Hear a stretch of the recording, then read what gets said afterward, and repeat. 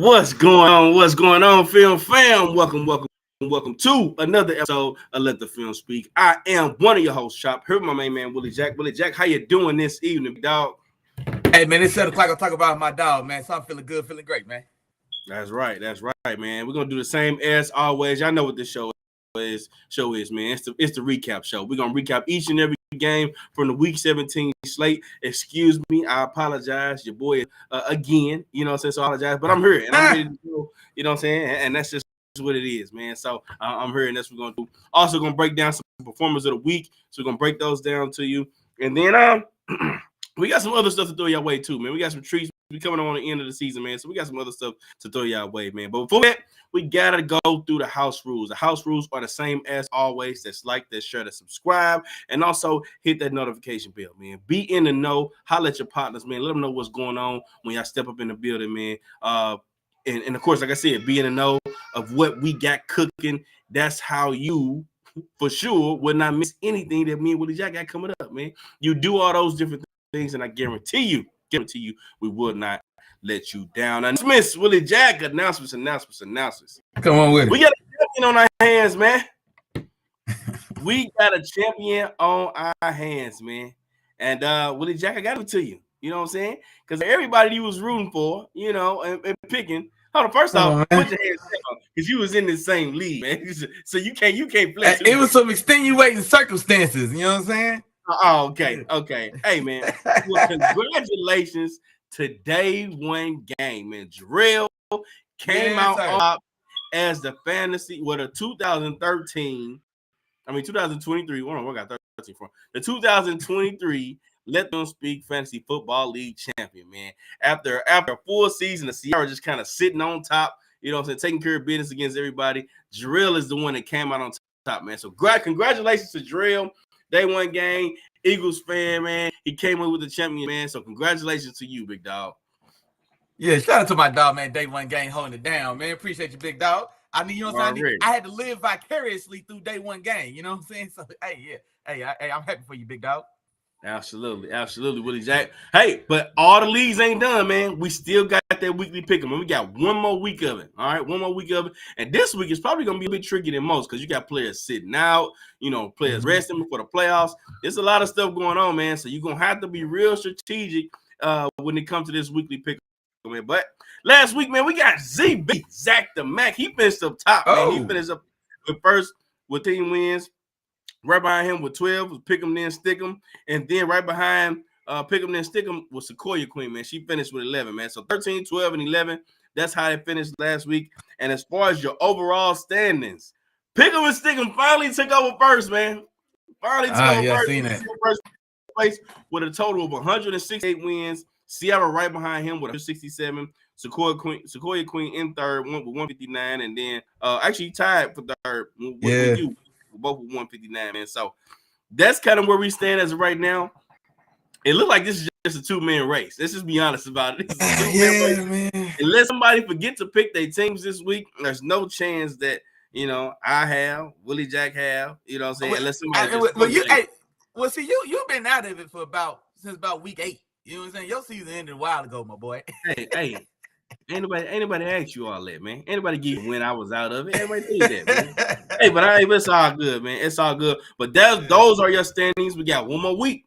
So y'all better make sure y'all get those picks in. It's going to be a little bit easier this time because we only got 2 Saturday games. The rest are on Sunday. No Monday night game, no Thursday night game. So make sure y'all go in there, get your picks in. You got a little time. Let what me and Willie Jack say to y'all, let it marinate a little bit before y'all pick your games on Saturday. And then we'll kind of go from there, man. So there you have it. Those are your standings. Also, congratulations to the champ in the Fantasy Football League and Drill, man. So congratulations to y'all. And we'll see who comes away with their trophy for the weekly pick 'em after this last week football, man. So there you have it.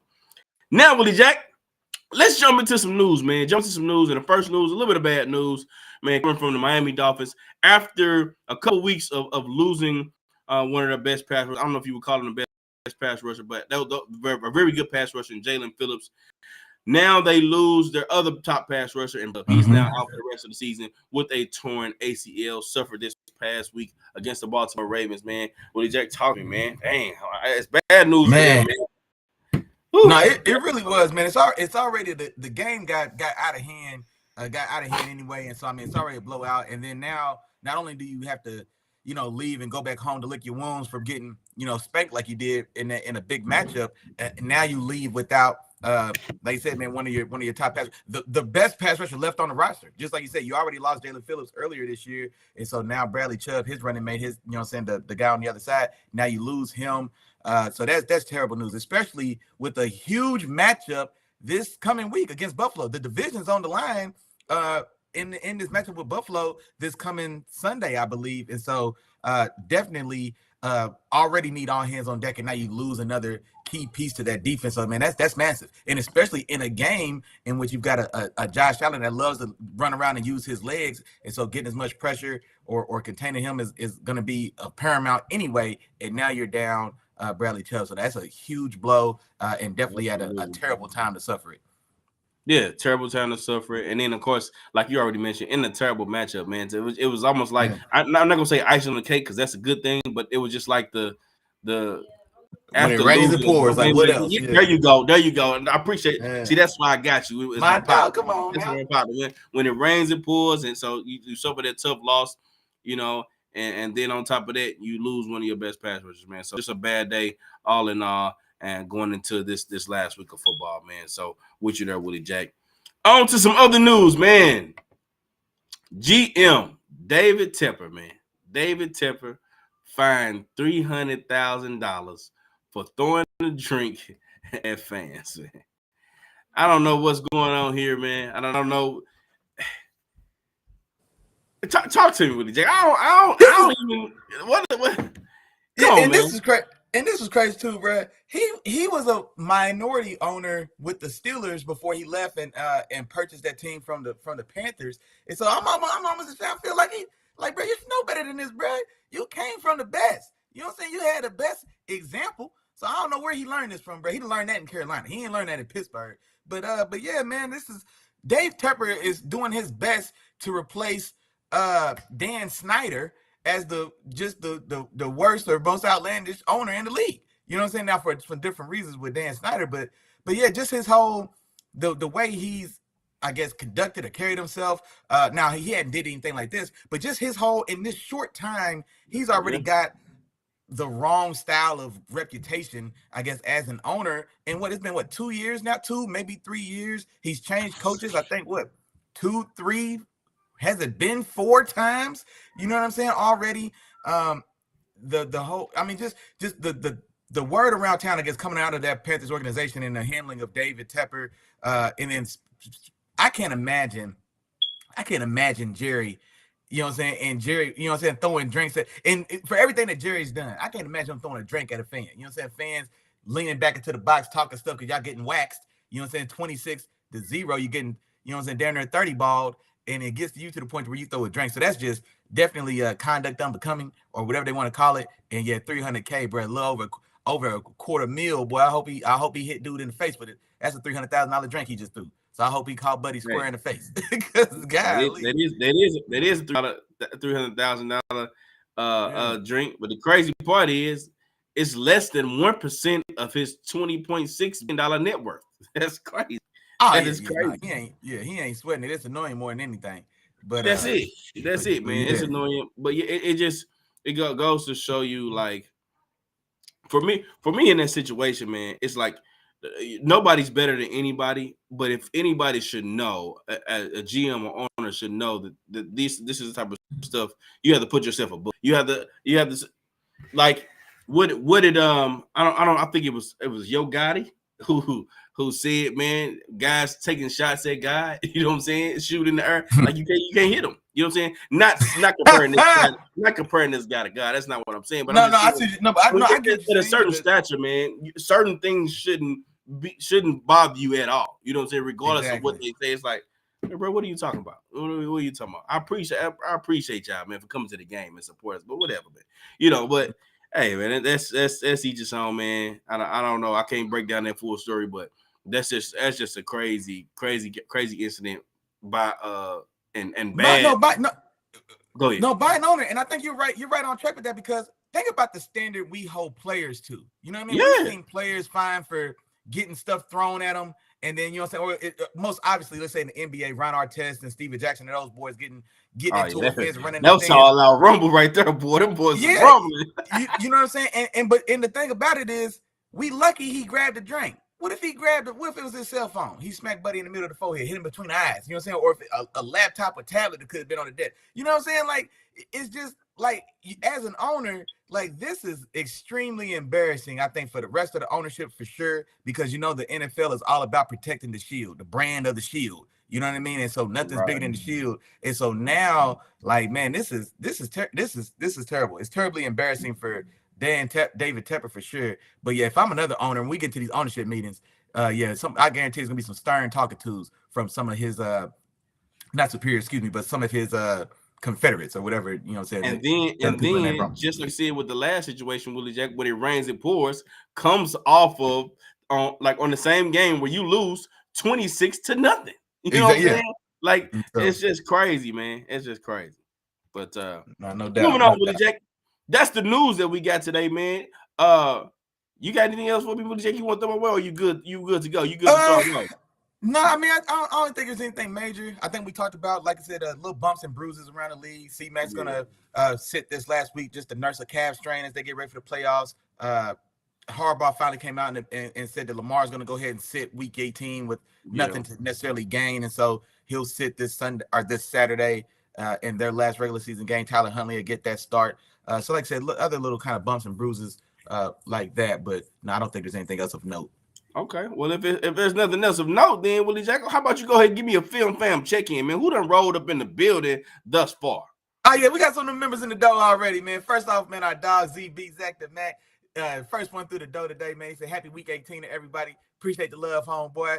Man, my dog, man, terrible time walking in there holding it down for them Houston, Texas, man. Let everybody know he in this thing. And man, look, still on form, boy. He been saying this since preseason, ain't he? Or maybe since draft night.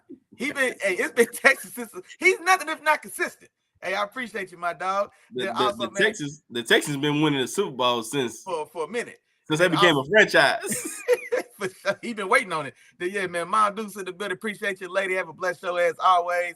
And then, man, hey, my dog, man, my Steelers brother, man, Josh Dickens in the building. He had a question for me about these Rams, man. He said, hey, man, the Rams getting the playoffs? And I tell you what, man, like I told him, we'll see what Chop thinks about this, but I don't know if I know they right there on the cusp, but they got the Niners in week 18, man. Oh, we locked in. We already get there. I don't know now. We already we in the playoffs regardless. We already in there. Hey, we solidify the spot. We in the wild card spot regardless. It don't matter what happens. We can lose for real. Oh, okay, y'all like the infrastructure. Okay, so I didn't know if y'all needed this. No, because we're one of the teams that's sitting. So Stafford's not playing Cup. Nakua's not playing. Kyron Williams not playing. Carson Wentz starting. Oh, okay, y'all. Did y'all lock in a spot when we beat the Seahawks? Is that what happened? No, it didn't matter what the Seahawks did because we beat the two Seahawks twice. We locked in with our win. Oh, okay, so y'all already in there. Okay, we locked in with our win. Okay. Oh, okay. I mean, we just sitting here, you know. We just watching. Oh no, we chilling. Yeah, we chilling. We posted. You know what I'm saying? We locked in. Nah, man, but yeah, we locked into a playoff spot. So it's either gonna be a 6 or a 7 seed, depending on what happens. It really depends on if we somehow win this game against San Francisco. But they send some players too, though. So if they send some players, I don't know who wins between the backups. That's what it really comes down to. And if we win, then that locks us in a 6 seed. But I mean, that's not. It doesn't really change too much. If we lose and the Packers win, the Packers got the tiebreaker against us. So the Packers will get that 6 seed and put us at the 7 seed. But either way, we're in the playoff. Oh no, that's still tough because that's going to determine which one of y'all plays the Lions and which one of y'all plays the Eagles. That's big. Or the Eagles or the Cowboys. The Cowboys right now. Yeah. So the reason we sitting our players because it don't matter. It don't matter who y'all want us to play. You know what I'm saying? Whoever we got to go see is some smoke in the city. That's what I'm trying to tell you. I tell you what, I ain't gonna lie. Y'all might want to play to get that 6 and go to Detroit because Dallas at home undefeated this year and they averaging like 34 at the crib. So you might want to be that 6 seed and go ahead and go to Detroit. Here's the thing. I don't want to go play Detroit. I don't want to go play Detroit because the one thing about Detroit, they have a very dynamic offense, and that's the one thing I think we'll struggle with is the way that they can beat you on offense. if we got an offense that's a little bit more one-dimensional, I think it'll be easier for us to game plan against. But an offense like I would be happy to go see the Eagles right now. Come on, let's go see the Eagles. No, but that's what I'm saying. No, I misspoke. Remember, because now the Cowboys got that 3 seed, so it's gonna be Detroit or Dallas. And as I said, if you got to go to Dallas, any one of them can get it though. That's the crazy part. If the Cowboys win, for real, listen. Listen, no, what I'm saying is any one of them can get that 2 or 3 seed. So like, if the Cowboys win, they the automatic 2 seed because they beat Detroit. Oh, that's right. Yeah, the Cowboys got Commanders. If the Cowboys lose and the Eagles win the division still. Yeah, and they're gonna jump into that 2 seed. Well, no, that's what I was gonna say. If the Lions and the Cowboys both win, I think the Lions not still have a better overall record by 1 game than the Cowboys? But it goes by their head-to-head record first. So it's head-to-head, and you know the Cowboys just beat them. No, they did. No, I'm saying, but if the are they both 11-4? Or are they both if they have they have the same record? If okay, they had there we go. I was thinking that the Lions might have 1 more game on them. Okay. Yeah, no, now I get you. Okay. Yeah. I got you. So we good. Yeah. All right. Well, anyway, you already did the film check-in. I guess we done already started talking about scenarios, man. Let's go ahead and jump into it. I know, yeah, we gotta hear. All right, man. I didn't look, sis and wife of the show, Miss Boy, she in the building as well. Then my sister, Kiara, she in the building as well. Yeah, I forgot we got carried away real quick. But yeah, shout out to y'all. Appreciate y'all for sure. Hey, it's all good, man. All good. Hey, but here we go. Let's get to this first game, Willie Jack. Let's go to, and we just talked about this team. We talked about the Bills. The New England Patriots, they went to Buffalo to take on the Bills. Bills win this game at home 27-21. Willie Jack, what happened in this game, man?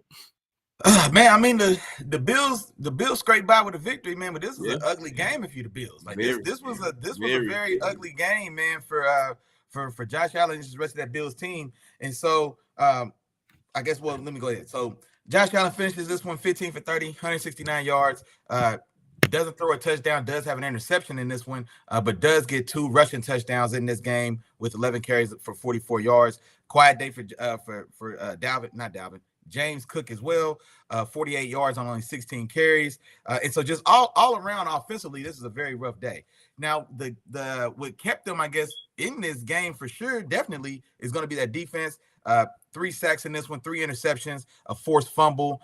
They also get a pick 6 by Rasul Douglas in this one as well. And this is the thing. Even with all of that, the Patriots were very much still in this game for the bulk of it. I want to say, I think they had 4 total turnovers in this game, and kind of reminiscent of when the Niners played the Ravens. They had 3 first half turnovers, and I think at the end of that first half, was it 13? It was a close game. It was a relatively close game. I don't even know if the lead was by a full. Was it 13-6 or 13-20 or something like that? After having 3 turnovers by the Patriots in that first half. Yeah, 13. Yeah, so it's 20-13 at the end of the first half. That includes the pick 6 by Rasul Douglas, and they had 2 additional turnovers in that game. And you're still up. Like I said, it's a 1-score game against a struggling Patriots team. But the Patriots team, much like I've been saying all year, as poorly as they've played all year, they've been playing damn good defense, and it still shows. It still shows that tree is still bearing fruit, even still to this day, with as rough or as ugly as this season has went. And so that defense definitely made life hell for that Buffalo Bills offense, honestly. But the thing about it is, just the Patriots couldn't overcome their own turnovers. And then, like I said, Zappe throws those 3 interceptions. I want to say one of them was tipped for sure. 2 of them might have been tipped or tipped, or he got pressured and maybe his arm got hit. And I think maybe one of them was maybe just flat out just on him. They do get a spark in this game. Jalen Reagor opens this game with a blast. He runs that I believe it's the opening kickoff return back for a touchdown in this one as well. And so it was Jalen Reagor. I thought it was with the other guy. No, I thought it was Jalen Reagor. I could be tripping. No, check it. Let me know. I thought it was Jalen Reagor, but I know Reagor had a big catch in this game for sure. He had a big catch. Yeah, he did. It might not. Was it? I don't know. You had to tell me the dog. I got you. But no, for sure. But like I said, but that was literally. But that was the difference in the game for sure. Like I said, but the biggest thing is a win. You're right. It was Jalen Reagor. You're right. Okay, there we go. Right. There you go. But if you're this Bills team, the Bills are this game, and not necessarily this game specifically, because this was going to be a tough game. Or Sunday, when we did our Sunday show, I thought this could be a tough game because the Patriots, they know each other well, division rivals, and the Patriots team is playing damn good defense. And so I did expect them to make things tough. But I'm not going to lie, this performance here, coming off the back of the last, let's say the last 3 offensive performances from the Bills. Now, 3 performances ago is when they had that weather game in which James Cook just went crazy, and so we didn't really need a lot of offense there. And then 2 games ago, it was a little more balanced as far as offense. But this offense hasn't really looked as we expected since maybe that Philadelphia Eagles game. As far as when we saw Josh Allen and Diggs in that passing game really move the ball effectively and really put up points in a way that doesn't require the other team to turn over the ball 4 times in the first half. You know what I'm saying? And so, and now you're going to Miami. The division is still on the line. Now you do get a one team's misfortune is another team's opportunity, because now they lose Bradley Chubb, who is the best remaining pass rusher on their team. But yet and still, man, the way this offense looks, you're going to Miami now. Everything's on the line. Buffalo needs this to definitely win that division and guarantee a playoff spot. But if they lose this game, they very well may fall out the playoffs, even with all the work and the progress they did, kind of salvaging their season at the midpoint where it looked like this thing was completely over. You fire your DC, you run off it's been 5-6 games in a row. So I would imagine that team is just a little worn down. They've been in the playoffs for 2 months. You know what I'm saying? Like it's been win or go home for them for quite a while, and that takes a toll on you as a team and as a player. And so, man, curious to see if they could pull one more out, man, with all the chips on the table this coming Sunday. Absolutely. Well, Jackie, you make a very good point, man, because yes, it has been playoffs for them for the last couple of months, because they've needed every last win they've got. Yeah. And none of those games that they've won are going to be bigger than the one that they have next week, because one is for the division. Mm-hmm. So that's the first thing. But then if the Bills lose, of course, like you said, they still have that opportunity, or they still have a chance of not making the playoffs, just depending on how the chips fall. You know what I'm saying? So I still think they have a good chance, even if they come away, if they lose. But I know they probably want this division, and that way it gives them the advantage of most of the teams that come their way. They're going to have to come through their house, because they could very well be the number 2 seed. Like they can. That's crazy. They can be a non-playoff team, but also could be a number 2 seed. Like those are the 2 options. They have more options there, but those are a couple of options that they have. You know what I'm saying? Just depending on how the chips fall with this. And the reason why I say that too, because they beat the Chiefs. So if the Chiefs and the Bills end up with the same record, and the Bills end up winning this division, that automatically bumps them to the number 2 seed. Automatically. Yeah, it does. So that's kind of where that stands, and it's kind of crazy that it plays out that way. But over the last few weeks, here's the point I wanted to make. And the Bills have won games all different types of ways. We've seen Josh Allen have to pass the ball, like the game you mentioned against the Philadelphia Eagles. We've seen James Cook have to go off. And then this past game, we saw the defense pretty much hold this team up. So if there's any type of way that they can put all of those things together, then I think we're looking at a team that can be very, very dangerous. And I'm still rolling with the Bills as my preseason pick to possibly go to the Super Bowl, man. I'm still rocking with them, man.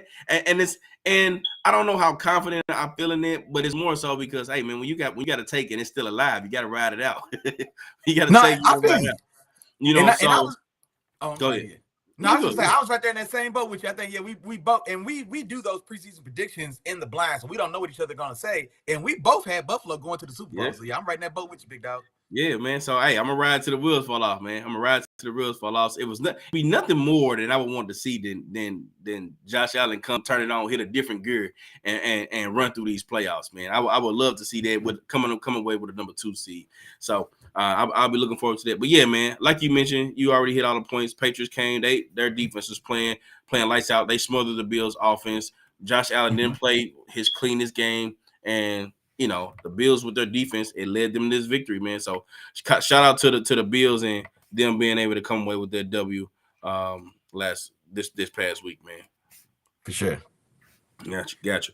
On to the next game, Willie Jack. We had the Atlanta Falcons go to Chicago to take on the Bears, and the Bears took care of business at home, 37-17. And me and Willie Jack been talking about it, man. This Bears team looks different, And I think it starts with their defense for the most part. Don't get me wrong, Justin Fields is playing night and day better than started the season off. Now he ran into a few different injuries and things like that. But the way that they've been playing the second half of this season, quite honestly, if nobody knew what the records were, this team looks like they could be a potential playoff team, like a playoff team with the way they're playing right now. They're playing some really good defense. They're making a lot of plays on offense. And then out of nowhere, you get Khalil Herbert. The last couple of games has been running pretty well. Ran over 100 yards this game. And then DJ Moore has been looking like a number one receiver all year long. Has another big game. Look, go ahead, Willie Jack. Go ahead, cook, bro. Go ahead, cook. Talk your trash, man. The boy look good. That's all I was gonna say. That boy look damn good. Boy. He looks good. He looks good. And the other part of that too, and probably the biggest thing when it comes to this conversation is just Fields look like he could possibly be a long-term starter. Now, a big part of that is health. He's gonna have to stay healthy.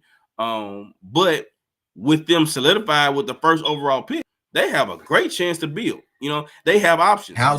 They got 2 first-round picks already, in which there's a great chance they could possibly even trade that first overall pick and get a couple more first-round picks. You know what I'm saying? Or you know, get more more resources for them to continue to build on what they have already started right now with this Chicago Bears team. And if they can do that, then this team could be dangerous for some years to come. You know what I'm saying? So we're starting to see a little bit more consistency in the back half of the season from Justin Fields, and it's not now though. This is not the time for me to say I'm sold on it. I want to see it from start to finish. I want to see y'all start off this way next season, ready to go, hot, and playing some good ball along paired with that good defense. And if y'all can show me both of those at the same time, then we can start talking about the possibility of y'all being, you know, a legit playoff contender. But right now, I would say y'all are in a good position. And that's just how do you build off of this?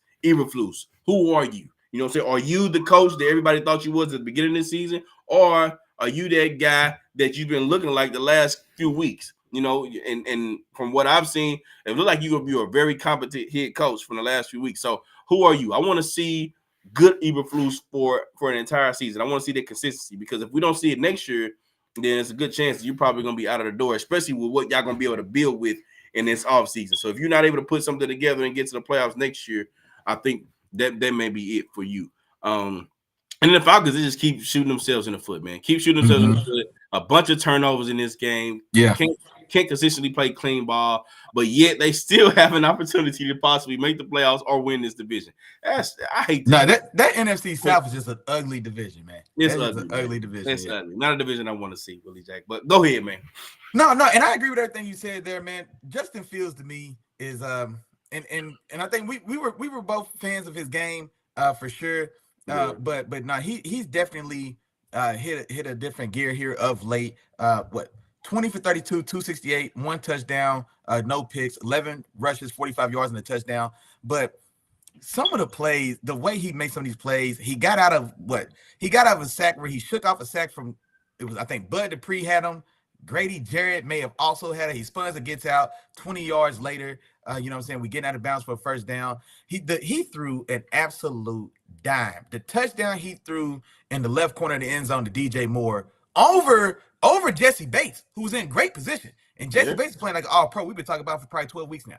You know what I'm saying? Like, I think DJ Moore's in the left slot. He runs essentially like a post corner and folds it back out. And Jesse Bates is playing it well. And he's low shouldered. I mean, he played it well because he's got the back end zone line as a defender. You know what I'm saying? So he could play low shoulder. And so, you know, I don't want to throw him off too much, Chop. You know what I'm saying? About the nuance. Hey, man, sometimes you got to learn them.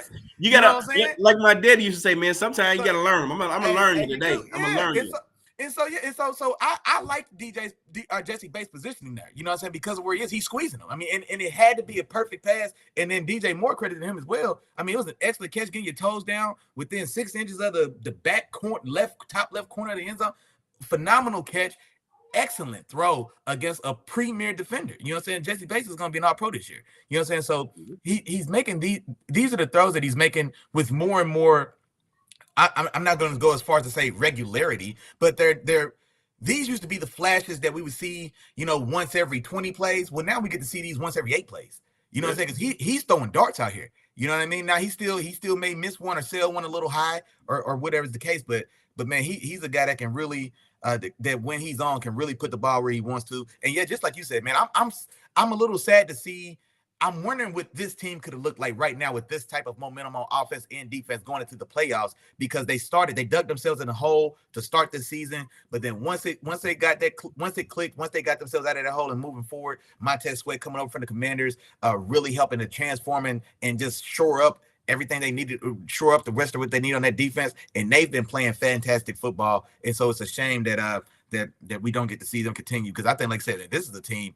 I think the Packers are liable to get in. I'd rather play the Packers than the Bears. You know what I'm saying? I don't know if the Vikings still got a chance. I think they just lost their head-to-head, so maybe they're now out. But New Orleans can still get in.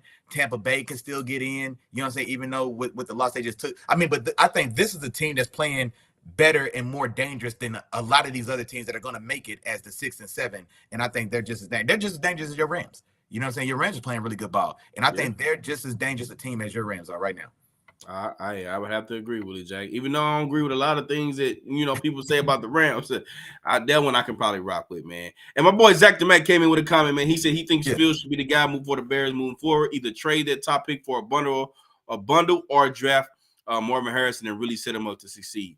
And I think we well, I ain't gonna speak for you, Willie J, but I'm with you there, Zach DeMac. I think I'm leaning a little bit more towards getting a bundle for that, because I like DJ Moore as the number one receiver, and I also think there's a few receivers in this draft. Maybe if you want to, move back a little bit, get one as a supplement of number 2, and then also add some more help to this offensive line. I think that's where a lot of things start for this particular team, or for teams in general. So having a good support system up front in front of you to protect Justin Fields, I think will do a lot for him as well. So, but either way, if regardless of what they decided to do, they still got 2 first-round picks. I mean, so you can't go wrong.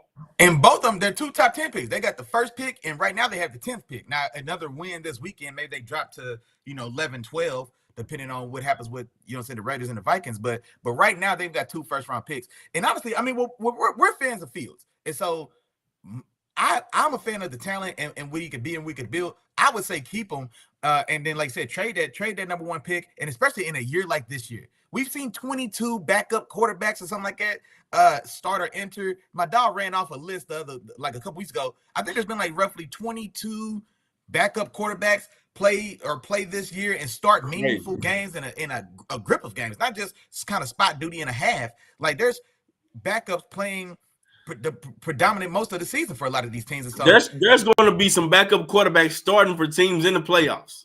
Oh, we know that's right. Yeah, shout out to Cool Joe Flacco. You know what I mean? You hear me? Shout out to Joe Flack, baby. Shout out to Mason, the reindeer Rudolph. You know what I'm saying? Trying to take my dogs to the playoffs. You know what I'm saying? Third string in the building.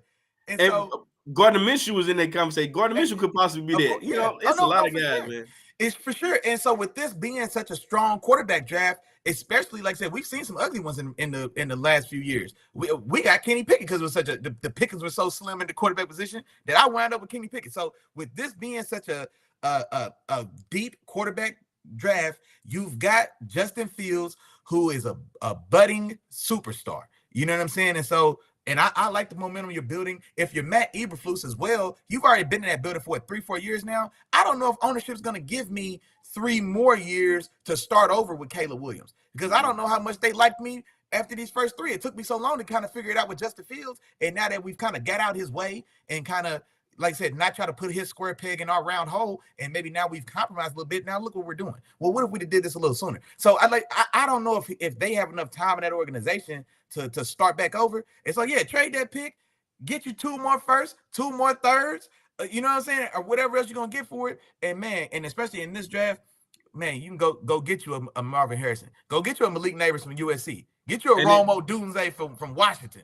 You know what I'm saying? And you can also with the plethora of picks you have so early, this is one of those where you can afford to get a running back in the mid to late first round. Get a solid guy. You know what I'm saying? So you could, and yeah, I'm trying to think. You could. I don't know if there's necessarily a guy that's jumping out to me. So, and I haven't gotten to the meat of that stuff yet, but I don't know if there's like a Bijan in this draft or Jahmyr Gibbs or a guy that's jumping. This is a very good receiver class for sure. So quarterbacks, receivers, offensive line. This is a very good offensive line draft as well. They can still shore up that offensive line in Chicago. Man, pass rushers. Man, there's some pretty solid pass rushers at the top of this draft as well. They can still add to. So man, now they have a chance to really. This could be a team that go. Well, they're not going to go from worst to first. I don't think they're necessarily finishing worst in that division. But this is a team after this draft. They play this draft right. Ryan Poles, we talking to you, man. Hey, this could be one of the ones where man we turn around this time next year and they're sitting at 11, 12 wins this time next year. They're duking it out for that 1 seed this time next year. You know what I'm saying? That's not out of the possibilities of out the realm of possibility at all. So they've got a lot to work with going forward. Absolutely, Willie Jack. Absolutely. On to the next game, Willie Jack. We have the Las Vegas Raiders go to Indianapolis to take on the Colts, and the Colts take care of business at home, 23-20. Willie Jack, talk to me about this one, man. Man, the Raiders, it felt like the Raiders kind of waited a little long to kind of get going. I think they kind of they started a little slow here, and this is one, man. I needed this. I needed the Raiders. If the Raiders beat the Colts in this game, bro, I think that would have. I don't know if that would have. That may have it still may not have guaranteed my Steelers in the playoffs, but the Colts are one of those teams that I could have used them losing. If they would have lost and we beat the Seahawks, I think we would have been in the playoffs this last week. So I needed the Raiders come through for me. They get started a little late, but big thing for me in this one, man. And I know I hate to talk about the losers first. Aiden O'Connell, somebody in that organization finally said, you know what? Let me remind y'all. Maybe it was Chili Bo Davis. Chili Bo Davis finally had to come down there to the locker room and say, you know what? I'm paying Devontae $30 million a year, right? Y'all know he's getting 30 of them things, right? And so and it finally clicked like, damn, why are we throwing the ball? The boy had 21 targets in this game, Chop. 21 targets in this game. And you know what he did with 21 targets? Shit, he did what he does. 13 for 126 and 2 touchdowns. Who'd have thought? You know what I'm saying? So big day there for Devontae, and shout out to Aiden O'Connell for getting the ball. He goes 30 for 47, just under 300 yards. Can you imagine somebody making you a whole pitcher of Kool-Aid, right? They make you a whole pitcher of Kool-Aid. They put the Kool-Aid packages in there and everything, but they don't put the sugar in there. Hey. That's what it's like, man. When you got this, you got all these fire ingredients. The sugar's sitting right there on the table. It's on the table. But you don't put it in the Kool-Aid, you know what happens, bro? Right. You just drinking some nasty Kool-Aid fake flavored water. And then it took no sweetener. And it took 17 weeks for somebody to be like, hey, wait, there's sugar on the counter. What we doing? Yeah. How about we add some of this to it? Let's see what happened. Then boom, mind blown. And then exactly right. Like who knew flavored water could taste so good? And then on the other side of that, Zamir White gets his second start. He has a solid day. He had 100 combined yards, and I wanted to shout him out because I don't know where this kid came from at all. But 145 against the Chiefs. The quarterback doesn't have to complete a pass for 3 quarters because I'm toting that thing like I need to. And then he comes back in this one, 20 for 70 yards. Workman like day, but he has 100 total yards on the day, so want to shout him out. And then if you're the Colts, a must-win game for y'all. You had to get this one. You're still firmly in the mix for that AFC South title. Now this next week's game with you guys and the Texans, my dog Terrible Times Texans, let me know. The Colts play the Texans, right? Tom will know. And so I think that game decides the AFC South. The Colts play the Texans. I got the schedule right here ready to go. Yeah. It's the Colts and the Texans, baby. If the Jaguars lose, then the winner of the Colts and the Texans win that division, if I'm not mistaken. So the Colts definitely needed this win to stay in that running, win the division, guarantee a playoff spot, and a home playoff game as well. So they had a lot on the line in this one. And like I said, the Raiders get started a little slow, and then definitely make this a tight game. They have to go through and get it done. But the Colts hold on and make sure they get that done. Big play from not I want to say Antonio Pierce because he's the coach of the Raiders. The receiver that's Pierce, number 14. Alec Pierce is Alec Pierce. That's his name. Alec Pierce from the Colts, which may be the difference in this game, man. If you only gonna catch one pass, you might as well get in the paint. 1 catch for 58 yards and a touchdown.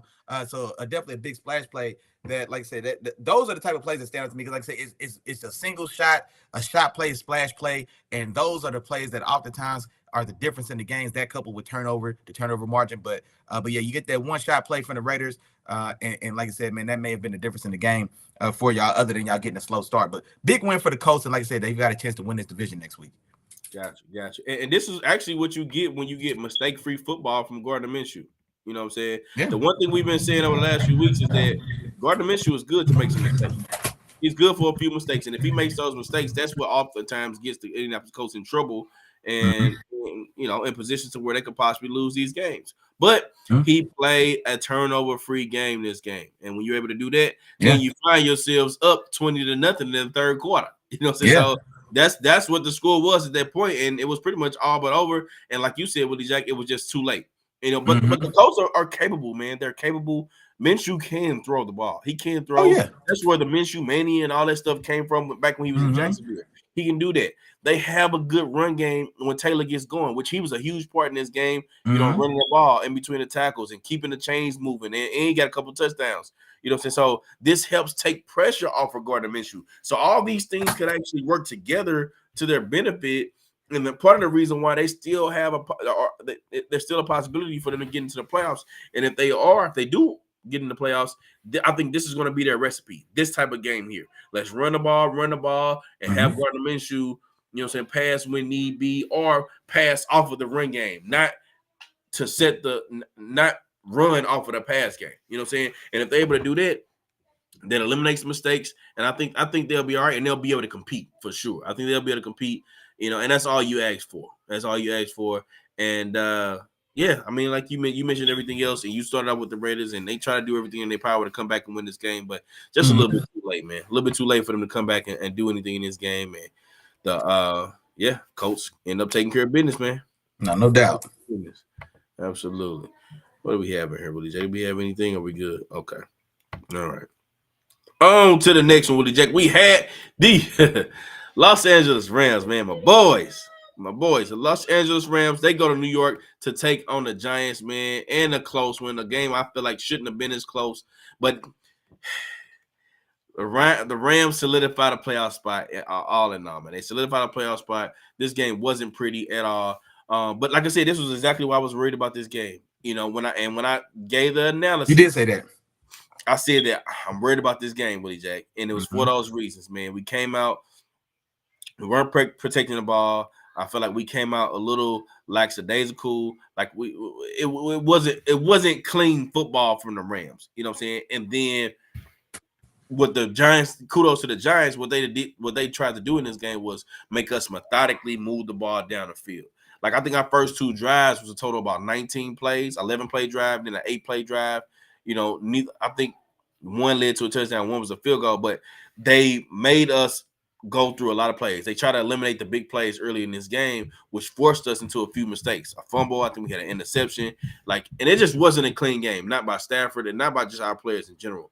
But overall, we end up being able to hit those big plays later in the game. Then we got one big play off a missed tackle from Puka Nacua, who took it all the way down to like the 3-2-yard line or something like that, in which we were able to punch it in with Kyrie Williams. And yeah, man, we're able to hold on to this victory by the skin of my chinny chin chin. You know what I'm saying? Tyrod Taylor threw some dimes in this game, man. He did. Tyrod Taylor threw some dimes, man. One in particular, man, a deep ball to Darius Slate, man. That was a beautiful ball down the field, man. And those are some of the things that I see from Tyrod Taylor that I like and I want to see from him consistently. The crazy part is, even though he threw those dimes, he missed the one that could have gave him the W.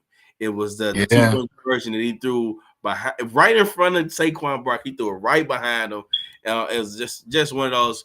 I know he wish he can have that back. That's one of those you probably hit 10 times out of 10. If he did it 10 more times, he gonna hit it 10 out of 10. But I don't know what happened on that one. He just missed that throw and took away the opportunity for him to win that game.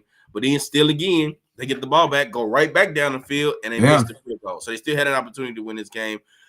And like I said, the Rams find a way to get by. Hey, some don't go all your way better, but I'm happy. I'm happy for it. We got our playoff spot. We good to go. So I'm good with that. Now, a couple other things I want to point out, Willie Jack, real quick.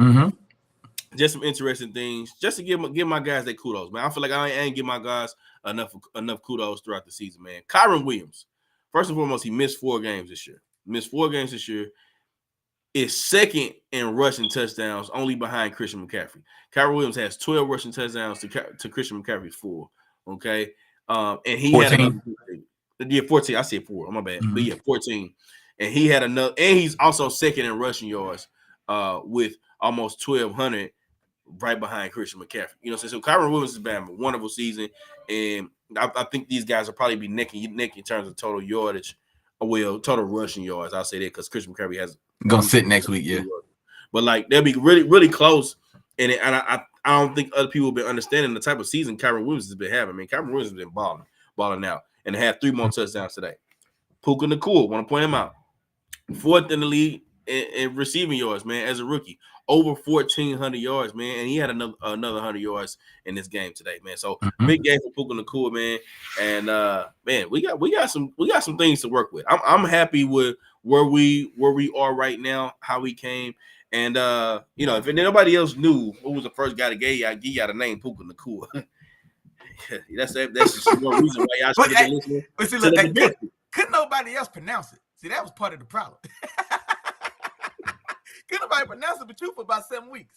Absolutely. But yeah, man, overall, I'm happy with us, man. I'm happy with us. I'm happy where we are. Most people didn't feel like we were going to be a playoff team, man, but here we are. We made it, man. So I'm happy with it. That's a win for us, just being honest. No, and I was going to say, I thought y'all was going to be a top 5 draft pick team. I thought this was really going to be a year in which y'all struggled greatly, as y'all had to, like I say, y'all brought in a whole bunch of superstar talent. You won the ship. All that talent's left. The offensive line was completely decimated, and then like I said, you're bringing in guys that we can't say half their names, and the other names we just didn't know. You know what I'm saying? So I definitely thought this was going to be a year in which, and then also y'all had sold off all your draft capital. I mean, it was looking bleak for y'all, but you got hits on guys. Puka Nacua, you hit on him out of nowhere in the 5th or 6th round. Kyren Williams, another guy, 5th, 6th round, and these guys are league leaders at the position. Puka, I think, is on. He needs like 70 yards or 68 yards to break the single season rookie receiving record. So it was set by Justin Jefferson. The next year it was broken by Jamar Chase, and now I think he's like 60 yards behind Jamar Chase's record. Top total to reset that record again as like for the single most. And I don't know if he breaks it though, Willie Jack, because I don't know if he plays. Honestly, I don't know if he plays. I think the Rams are planning on sitting a lot of people, so I don't know if he breaks it. I mean, if he does, it may be a first half type of thing, and he's done for the rest of the day. But I don't know if he's even gonna get a chance. I mean, he might just be like, "Man, look, I'm at this. I got to holler at Shop like, hey, look, Shine, man, look, man, I need a half, dog. All right, hey, I need a half. If I don't get in the half, man, it's fair game, man. I need a half though, big dog. Like I need that. Don't play with me. But no, other than that, man, sometimes this game for me, sometimes it's better to be lucky than good. Because like I said, the Giants definitely the Giants did. I mean, like I said, man, you guys did a lot this game to lose it. And like I said, the opportunities were definitely there for the Giants, especially like I said at the end of the game. You missed the 2-point you missed the 2-point go ahead conversion, which probably could have done it right there. And then like you said, you still have a chance to get that ball back, and then now you missed the game winning field goal as well. So the chances were there. That Giants offensive line definitely still an issue.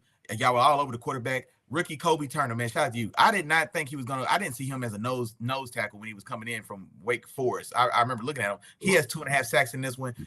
Your dog AD, he has another 2 sacks in this one. I think y'all had 6 or 7 sacks total. I mean, what you should expect, man. Ain't a defensive tackle in the league better than Aaron Donald, but go ahead. I mean, he's cool still. He's still cool. but he he cool. But it's just like you said, man. Like I said, you blind people are crazy, man. They ain't always got to be pretty, but sometimes you just got to take them home. And it's better to leave with a dub than without one, man. So y'all do that. You like yourselves into the playoff, like I said. Especially, I don't know outside of you, I don't know who else besides you and Sean McVay thought y'all had a shot to make the playoffs this year. Y'all did, so kudos to you, Rams. Absolutely, man. Because that's what we do. That's what we do. You know what I'm saying? Stop playing with Sean McVay, man. On to the next game. He said, shout out to them Demon Deacons. Yeah, for sure. Kobe Turner wait for you, them Demon Deacons. Already, man. Already. On to the next game, Willie Jack. We had the Arizona Cardinals go to Philadelphia to take on the Eagles. And what a surprise, Willie Jack.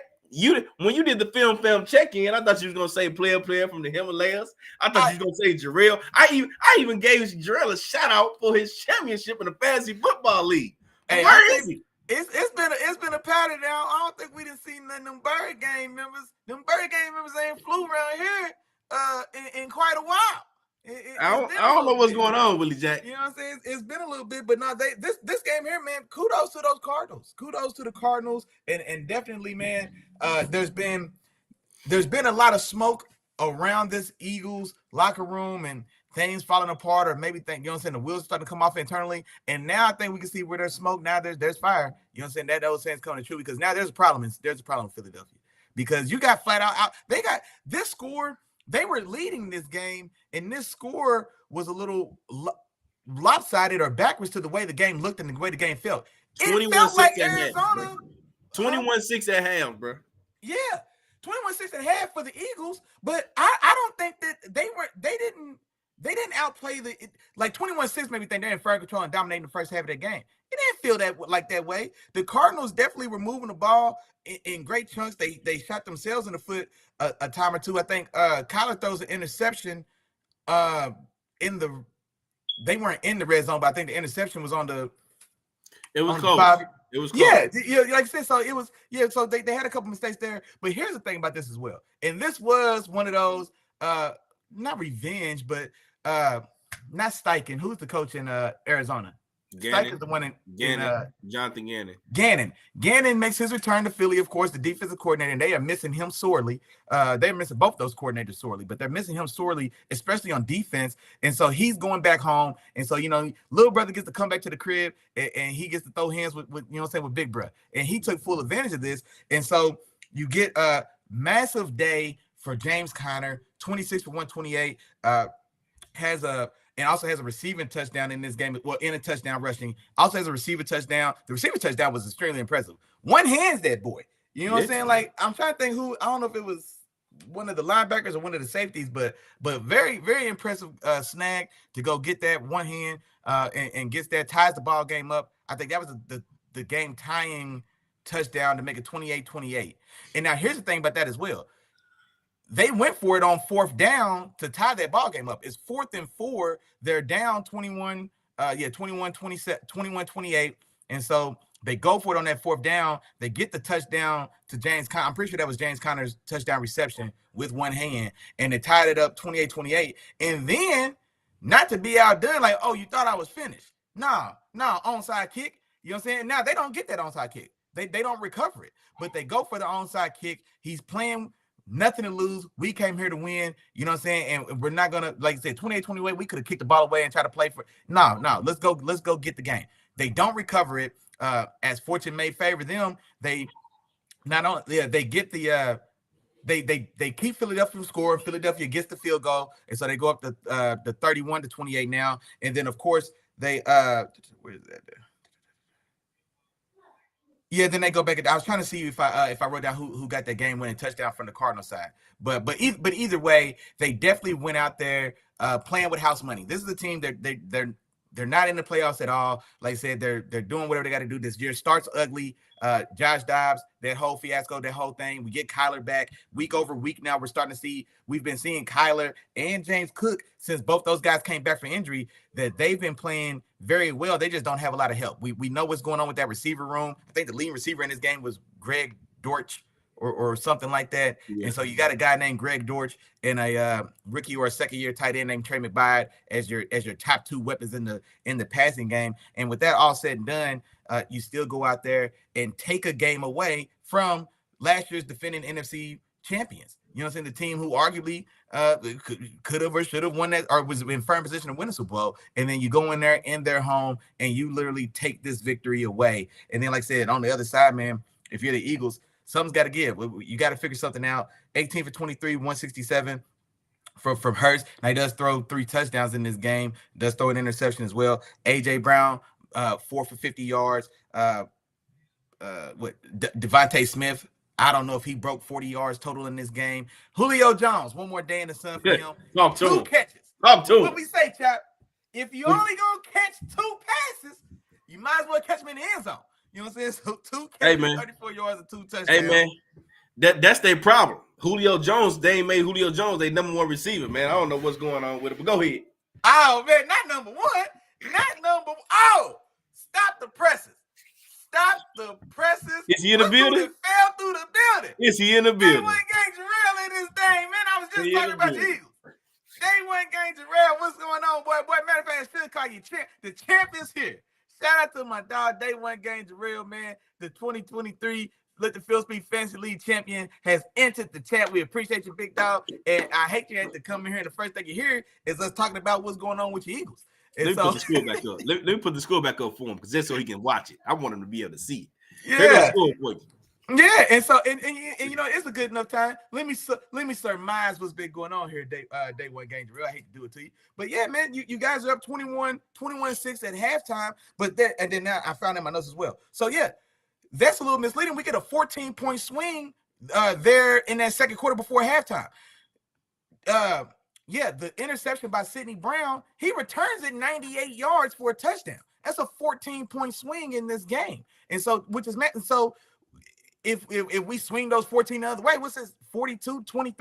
You know what I'm saying? Like if those 14 swing the other way, so that's a 14-point swing there. And this is the game in which you definitely needed that because Arizona comes back. They tie this game up 28-28. They go for the onside kick, don't get it, hold you guys to the 3, and then they go down there and get a dub anyway, 35-31. And so this was very impressive win for the Cardinals. And then the key stat in this one as well, they overpowered the Eagles. Arizona dominated in the run game, 221 rushing yards to the Cardinals to a measly 91 rushing yards for the Eagles. Like, that is a massive problem. First off, your offensive line is way too talented. And we know the talent that you do have in the running back room because DeAndre Swift, when he first got there, he set the league on fire. So we know what you guys can do. Jalen Hurts is always going to be always a threat with his legs as well. But that's just not the formula for winning football for this Eagles team, the way they're constructed, the way we've seen them win so recently in the past. And so you can't get out rushed. Like I said, 220 yards, and you don't break 100 yourselves. And so, y'all got to go to the drawing board, man, and figure something out. And the thing about it is, I think at this point, do they still have it? I think they still have a chance to win that division. Them and the Cowboys are tied still as far as the record in NFC East. And so I think the Philly Day One game, man, y'all got the Commanders in y'all last game, and I can't remember. No, they got the Giants. The Eagles got the Giants, and the Cowboys got the Commanders. Okay. And so, and they split that game when they played each other. So they split those games, which was a blessing as well, because Cowboys tricked off that first one. You know what I'm saying? And so some favorable outcome right there in that one. So the division is still in the air, but man, you guys are definitely trending the wrong way heading into these playoffs, big dog. Y'all got to figure something out. Matter of fact, you in the chat. Tell me, man, what's going on with y'all, man? What's going on? They I don't know if AJ Brown and Jalen Hurts, they was best friends a year ago, and now, man, they saying there's whispers that they beefing in the locker room and throwing hands and some more stuff going on, man. So talk to me, let me know what's going on. I'll tell you what happened, Willie Jack, man. The bullies got bullied.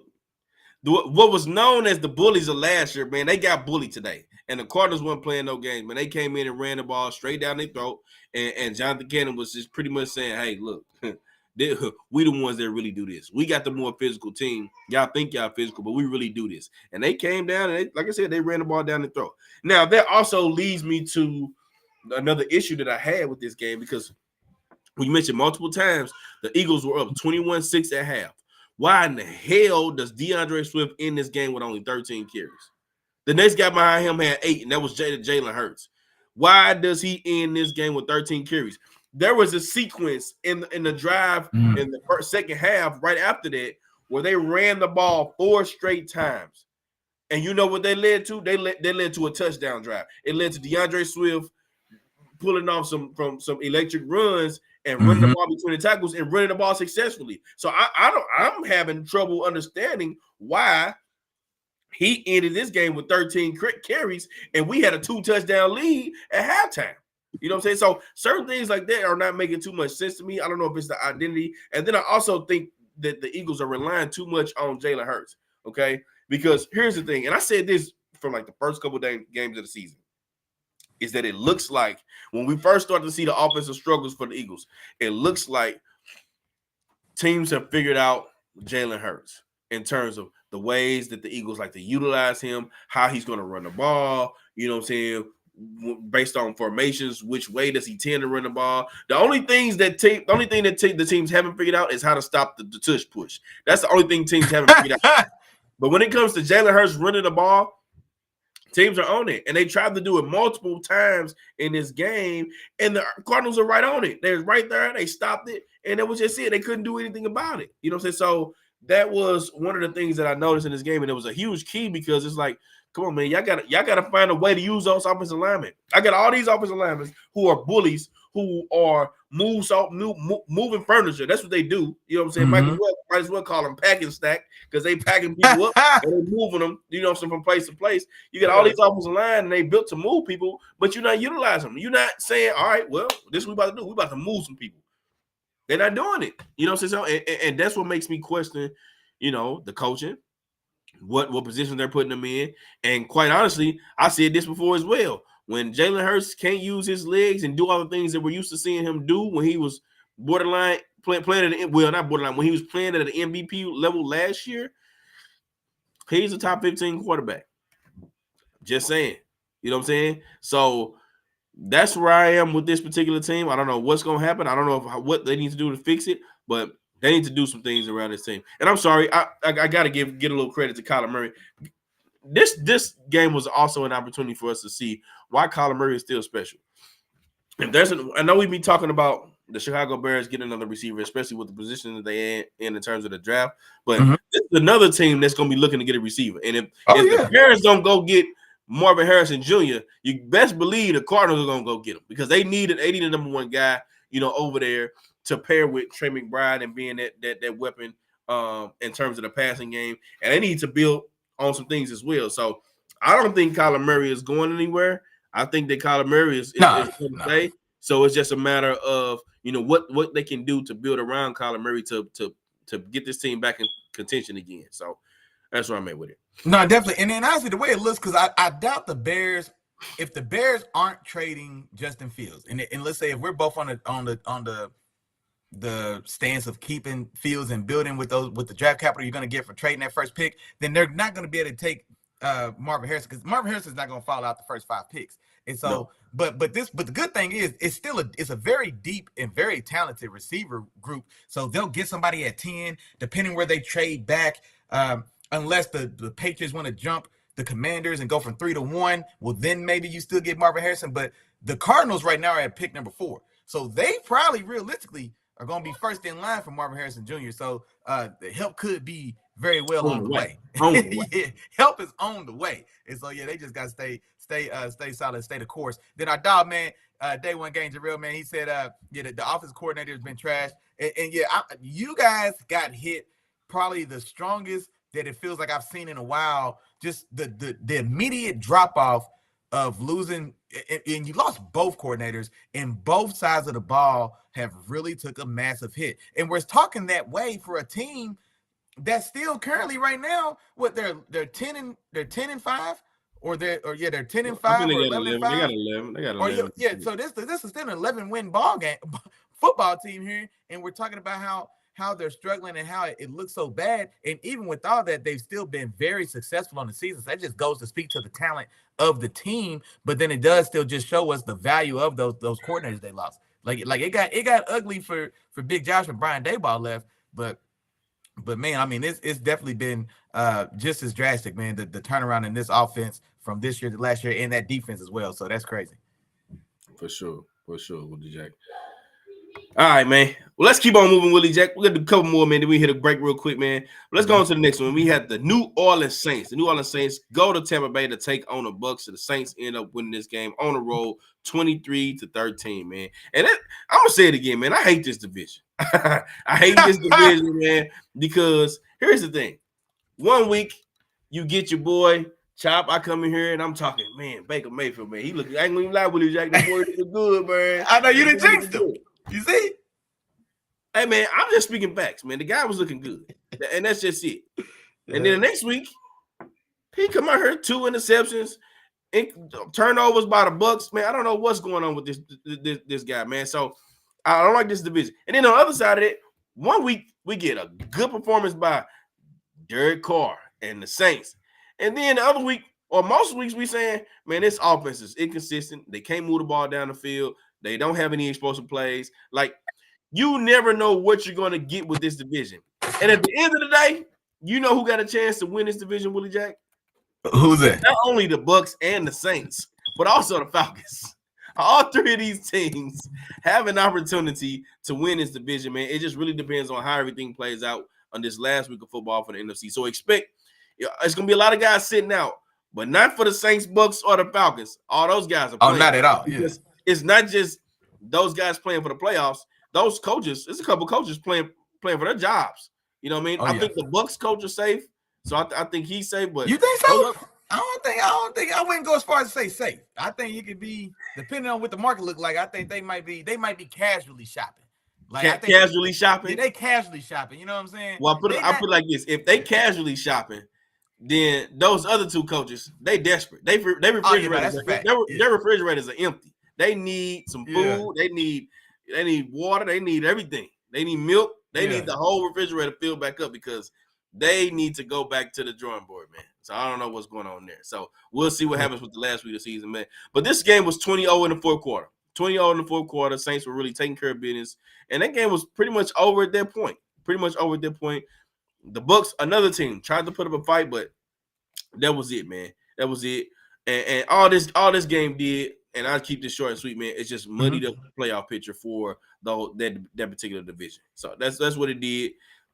Any one of those teams can win a division, like I said, and they all play each other last week, with the exception of Carolina. Atlanta is going to New Orleans, and then Tampa Bay goes to Carolina. Yeah. So anything can happen within that division in terms of who's going to come away with the playoff opportunity. So there you have it, man. Saints take your business, man. No, and honestly, and this game definitely started rough. Like I said, it's 20-3, it's 20-0. Like I said, to start that fourth quarter. But here, my dog ZB, man, he beat me to the punch. Because this is what I was gonna say as well. Because Baker finishes this game with 2 interceptions, and so which I mean, it's rarely going to be a time where 2 interceptions is just we're just gonna look past it.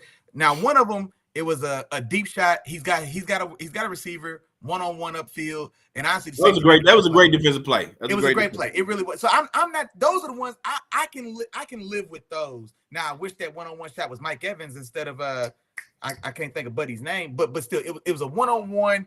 It wasn't necessarily a bad ball. Defender made a better play than the receiver did, and so they lose that one. That second interception, I can't remember specifically right now off the top of my head, but just like my dog ZB said, they were still a couple plays away from winning this game. They kept shooting themselves in the foot. Baker makes a great throw. Baker makes a great throw for, I want to say, up the left seam for like 50 yards, and then the turf monster gets the receiver. He falls and fumbles the ball untouched, and now we turn the ball over. And so now, instead of maybe there's 7 points possibly going in, well, now we give the ball right back to the Saints, which should have put us in the short red zone. And then another play, Rashard White, he makes an explosive run. Boy runs 40 yards, fumbles. You know what I'm saying? Runs 40 yards. He's also approaching the red zone, and right there, we're getting towards the scoring area, and we fumble and we give the ball back to the Saints as well. And so there were still opportunities there, because I didn't want to put this one completely on Baker. And it wasn't completely on Baker. And I want to make it feel like that, because it wasn't completely on him. Yeah. But it was just a combination of mistakes for the whole team. Exactly. Yeah, they definitely shot themselves in the foot. A big thing for me in this one, and one of the things I was looking for, I was wanting Mike Evans to have a pretty good day. Him and Baker have been just as hot a connection in this league over the last month as just about anybody. As any quarterback receiver duo in this league, probably short of Joe Flacco and Amari Cooper, or Joe Flacco and David Njoku, because anybody Joe Flacco throws balls to scores touchdowns. But but Baker and Michael Evans have been pretty hot here, and so I was thinking they could continue that. Michael Evans would get to exercise some of the demons he's had facing the Saints. It's just ugly games for him, especially when Lattimore's playing. And so I was looking for him to have a big day. He has 1 catch in the first half and finishing this game with 3 catches total. So the Saints still do a great job of neutralizing him, and so they just can't. Trey Palmer, that's that kid, the kid who caught that 50 or 60-yard pass and then fumbled on his damn self. And then he's also the guy that got mossed by the defender and got the pick right there as well. But anywho, like I said, the opportunities were there. They shoot themselves in the foot and really fall on their face at home where they could have really put this. I think they could have settled this division here with a win here. I think they all but seal that division for themselves. Yeah, because they still lead the division. Like technically, if they all ended with the same record, they will be the team that will get that with the tiebreakers. Yeah. And so they could have put it all to bed. And this is what I was thinking going into this game when we talked about it Sunday. You got a chance to lock the division up. You're playing hot. The Saints have been floundering. You're at home. I expected them to handle business. And like I said, they come out, man, and they just laying flat on their face. They, like I said, it's just a comedy of errors, shooting yourselves in the foot. And now, like I said, you put yourself firmly back in the dog fight. And now you got to fight and claw to see if you can come back on, if you can still come out on top, or at least, like I said, it gets ugly. You know what I'm saying? So just missed opportunity for sure. Gotcha. All right, Willie Jack. We're about halfway through this show, man. So we're gonna take a real quick break, and we'll be right back at you the second half of the show, man. And we got some more stuff for y'all, man. So y'all stay tuned. Y'all stay right there. We'll be right back. For sure. This episode of Let the Film Speak, hosted by the wonderfully handsome and intelligent brothers of Let the Film Speak. That's Chop and your main man, Willie Jack. Yeah, feel me. Also brought to you by the Three Amigos. Y'all know them and you love them, man. That's the Three Amigos. That's like, that's share, that's subscribe. That's three the hard way. That's a 3-piece spicy. You cannot go wrong. Now, I say the same thing every week, so y'all can say it at home with me. I know y'all ready for it. Here we go. It's Three Amigos, but it's 4 parts to this process, big dog. First, you just got to tap in. Like my dog said, man, come in, tap in. Just say what's up, man.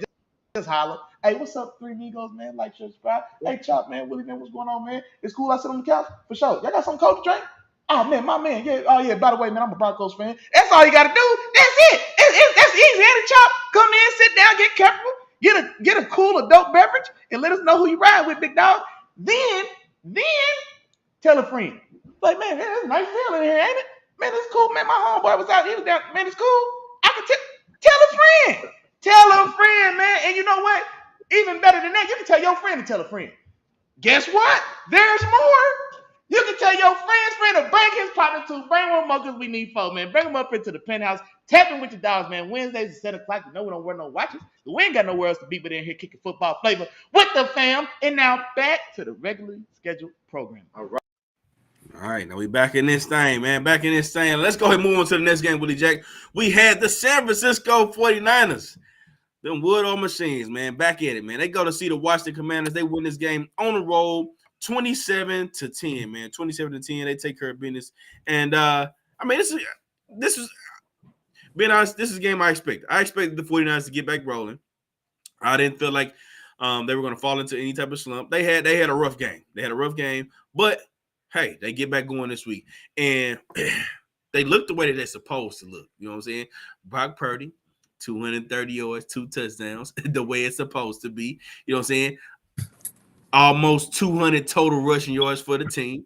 Ayuk, the true, you know what I'm saying, utilizes the true number 1 receiver, you know what I'm saying, with Debo and Kittle mixing and matching, doing all the different things that they can do in this offense. You got a mixture of all of that in this particular game. And when you get that, you get an easy roll, man. You get an easy roll. We roll through this team. Now, they didn't put up as many points as they probably would normally do, but they control this game in every aspect, man. And to be honest, the load was taken off of Purdy. You know what I'm saying? It wasn't about Purdy trying to go out and throw the ball 40 times, 35 times. It was like, all right, Purdy, you come in there, do what you do. You know what I'm saying? Be a part of this machine, man. You take care of business. Don't turn this ball over. You know, hit the passes we need you to hit. You know what I'm saying? And we're going to be just fine. And that's what they were able to do. How, again, man, another struggling performance, another 2 interceptions, total of 19 on the year, man. Just a rough year for them, which is the reason why I said I think next year is going to be the year. I wouldn't be surprised if we see how again next year, but I think next year is going to be the year that we really see, all right, who he really is, who he's going to go into or come into, like what type of player he's going to become. But the thing is, it's like you don't want to cause that long-term damage for a guy like Sam Howell. You know what I'm saying? And I think that was part of the reason why they really wanted to go Jacoby Brissett. But, of course, Jacoby Brissett being hurt this game, they couldn't go with him. So I'm interested to see, like, what the Commanders decided to do in the offseason. And actually, I'm going to go ahead and throw you a question, Willie Jack. Like, come on with it. I know you're a Commanders fan. I mean, not a Commanders fan. You're a Steelers fan. But I know you was a Sam Howell guy, and I know you were kind of for sure. his praises, and, you know, you see the talent. And I see the talent, too. I see it. do you think that the Commanders are going to be looking for another quarterback, especially with what the situation looks like in terms of the coaching staff changing and, you know, probably a new head coach coming in the building? Do you think that they're going to be looking for a new QB to replace back there? No, and see, and that's the thing. I think the situation and the circumstance is going to be bigger than just the raw tools that Sam Howell had. Sam Howell could be a player in this league. I'm not going to get off of that. You know what I'm saying? Like Sam Howell could be a player in this league for sure. I do think, kind of like I said before, he's a beat dog, man. You know what I'm saying? Like he's took a lot of lumps, and we can see. And I'm glad you said what you said, because we've seen this type of thing happen before. Derek Carr, no, not Derek Carr, Big Brother Carr. We forget David Carr was the #1 draft pick when he got drafted to the Houston Texans, right? And he did it coming out of what was it? Fresno State. It was #1 draft pick. He got sacked like 70 times a season for the first 3 years, and I don't know if he was in the league after 5 years. You know what I'm saying? Like you can get beat out this league. We've seen it happen. And so Sam Howell, and especially when you're a young player, and this is like how you get started. You know what I'm saying? And so I hope this isn't, and it's early to say that, you know what I'm saying, but Sam Howell took a beating this year. And so it hasn't gone great, it hasn't gone perfect, but there's still raw materials there. Now, the circumstance is going to be, I think the circumstance is going to dictate maybe they make a move more so than anything else. For one, even though as young and as talented as he is, he's a 3rd-round draft pick. So if he's a 1st-round draft pick, then of course you ride it out, because the cost of the first round pick itself and the money that you're already invested in them to be so young, that contract's gonna be fully guaranteed. And so now Ron Rivera is already out the door, and so there is gonna be a new staff. And then the easiest thing, new staff, especially with a quarterback draft class that's as talented as it is. If I'm a new guy, it's just like anything. I don't want to, you know what I'm saying? Like I don't want to look at the last guy's draws if I'm the new guy. Like, you know what I'm saying? Like, I don't want to see his shirts in the closet when I get here.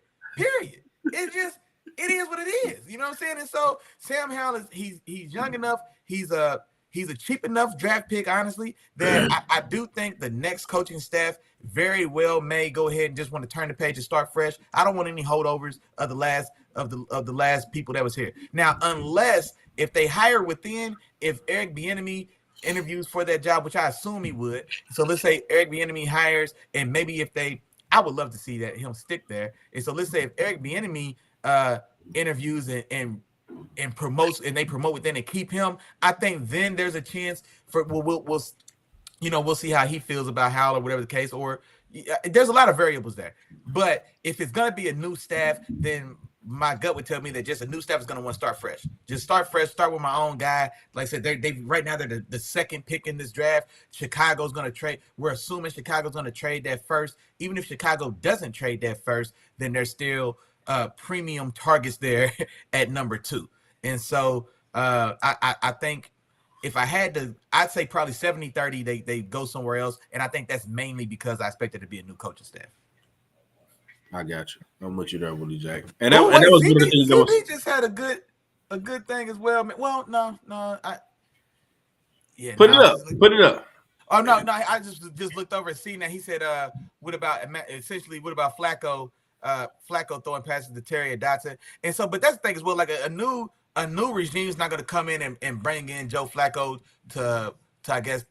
It's not going to be one of those situations where like Aaron Rodgers and Zach White, where they bring in Flacco to start and then kind of maybe look for him to mentor Sam Howell. I don't think a new regime would necessarily want to do that. Flacco's been great for these 4 games, but he doesn't have the cachet or just the overall pedigree of Aaron Rodgers for that to be a move. I think Flacco, when it's all said and done, is still going to go somewhere on a very top of the line backup style of quarterback of contract, and it's going to be somewhere where he definitely sees himself with a chance to supplant that guy if he struggles. A team, if they keep Sam Howell, then I could absolutely see Flacco there getting signed in the offseason as a fail-safe, as a backup plan for sure.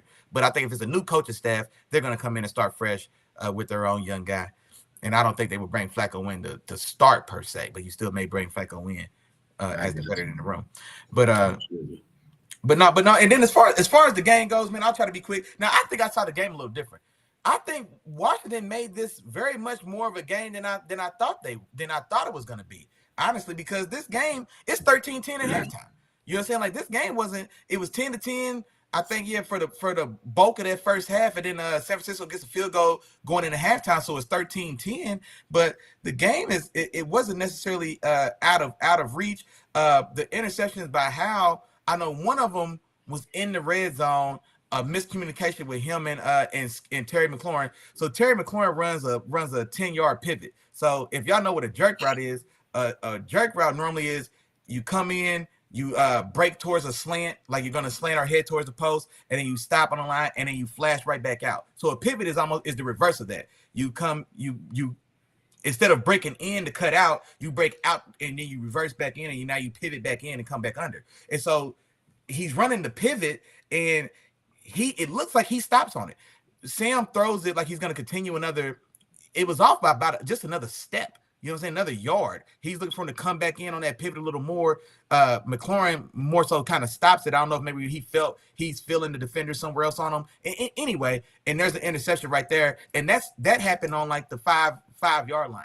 And then it was on the 5-yard line because San Francisco, to their credit, they drive 95 yards off that turnover and score. That's a 14-point swing right there in a game that at that time I think it's 20 to 10.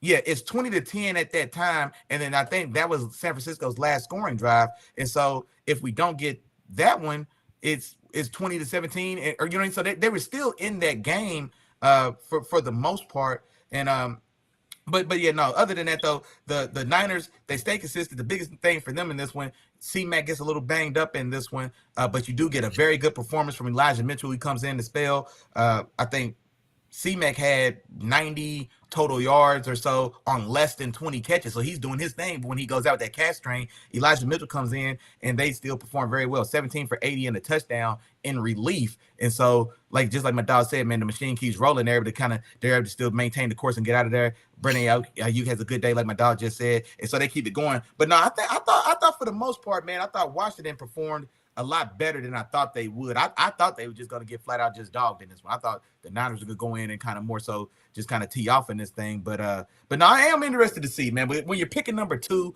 the nature of that business, especially you're picking number 2, the quarterback class is coming in. You know he's going to be a new coach. All the signs point to somebody's going to come in with their own guy. And I'm curious to see what happens with Howell, man. Howell's going to be one of those guys. He's going to pop back up again. I think Howell's got some goods, man. I'm telling you, Howell's got some goods. I hope he gets another shot somewhere for sure. I got you, Willie Jack. I got you. Well, let's move on, Willie Jack. Let's go to the next game. We had the Carolina Panthers go to Jacksonville to take on the Jaguars. And Jaguars take their business at home, man. They win this game 26-0. Willie Jack, what's your take on this game? Man, CJ Beathard looks like the best Jacksonville Jaguars quarterback we've seen in a month of Sundays. It's been a month of Sundays since we've seen the Jacksonville Jaguars quarterback play so good. And all he had to do was go 17 for 24 for 178 yards and not turn the ball over. That's what he did. You know what I'm saying? That's all he did to be successful in the spank a struggling Panthers team anyway. Travis Etienne breaks 100 yards for it feels like the first time in 2 months of Sundays, and also has 2 touchdowns. He broke one of them was a 60-yard touchdown, which helps to boost the stats a little bit, but it's all good. We'll take it. And then that Jaguars defense definitely made life hell, man, for Bryce Young. 6 sacks, 8 tackles for a loss and interception. Josh Allen and Trayvon Walker have really been turning it on here for this last month or so, the season for sure. Josh Allen had the defense of Josh Allen. He had 3 sacks in this game. Trayvon Martin really starting to turn it on, man, and starting to kind of come into the player that we saw them pick when they chose him number 1 overall instead of the more polished and ready to go guy, Aiden Hutchinson. He has 2 sacks in this game as well. And so those guys are definitely playing good ball. And then on the other side, man, your dog Bryce Young. This was the worst. This was a terrible game for you to tell us where you see this kid going. He was terrible in this game. 19 for 32, 112 yards. Does throw the 1 interception, and then like I said, the biggest news or the most fight back that we got from the Panthers in this one came from the owner throwing drinks at fans.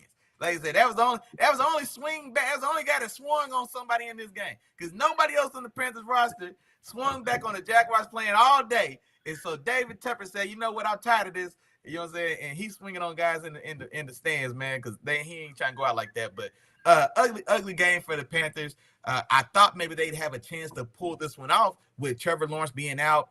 They had just played relatively well. They put up 30 points last week in a close loss to the Titans. So I'm okay. If they're figuring out, they're starting to score points, and now you even still are going on the road, but the Jaguars team's been struggling. Trevor Lawrence is out. You got C.J. Beathard.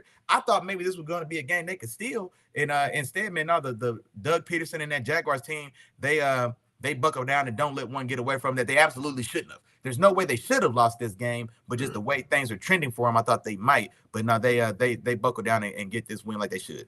Absolutely, Willie Jack. And I agree with pretty much everything you said. Much needed win by this Jacksonville Jaguars team. And what a good time for Travis Etienne and their run game to get going. Like if there's a game that run game needed to get going, it was this one, because like you said, we're going into this game with your backup quarterback, you know, and it's clear that the game plan was, hey, don't make mistakes. We're gonna run this ball a ton. You know, I don't know when the last time we saw Travis Etienne have how many carries? He have 20 carries this game. You know what I'm saying? I can't even remember. It was 16 carries, but I'm not sure what he had as far as overall touches, but just 16 carries. But they ran him, But then even on top of that, though, I can't remember the last time the overall they ran the ball 35 times. Tank Bigsby had 10 carries in this game. Right. You know what I'm saying? Dearness Johnson even came in and had some carries. Like they made sure that their main thing in this game was running them, and they were going to play defense, in which this was the perfect opponent to do that against. To a struggling Carolina Panthers offense, a team that you're outmatched by tremendously, even with you being without your starting quarterback. It's just one of those things where it's like, all right, this is what our game plan is. We can get it done if everybody just executes, and they were able to execute today and do what they need to do. As far as Bryce Young, man, hey, I'm still rooting for him. I ain't changed. I'm still rocking with it, and I still feel like there's some potential there. Right now, I don't know if he's we got the right people around him, and I think it's gonna take some time. It's gonna take for some people, the right people to get around him, the right hands, and we'll see what they decide to do this offseason. Now it's gonna have to start with the one thing that worries me is how it all has to start with David Temper. And we just talked about him at the top of the show and his antics and the way he just started the season off in general and how he's been handling business over the last few years. The last 3 years, firing coach after coach, you know, not having any stability within his organization.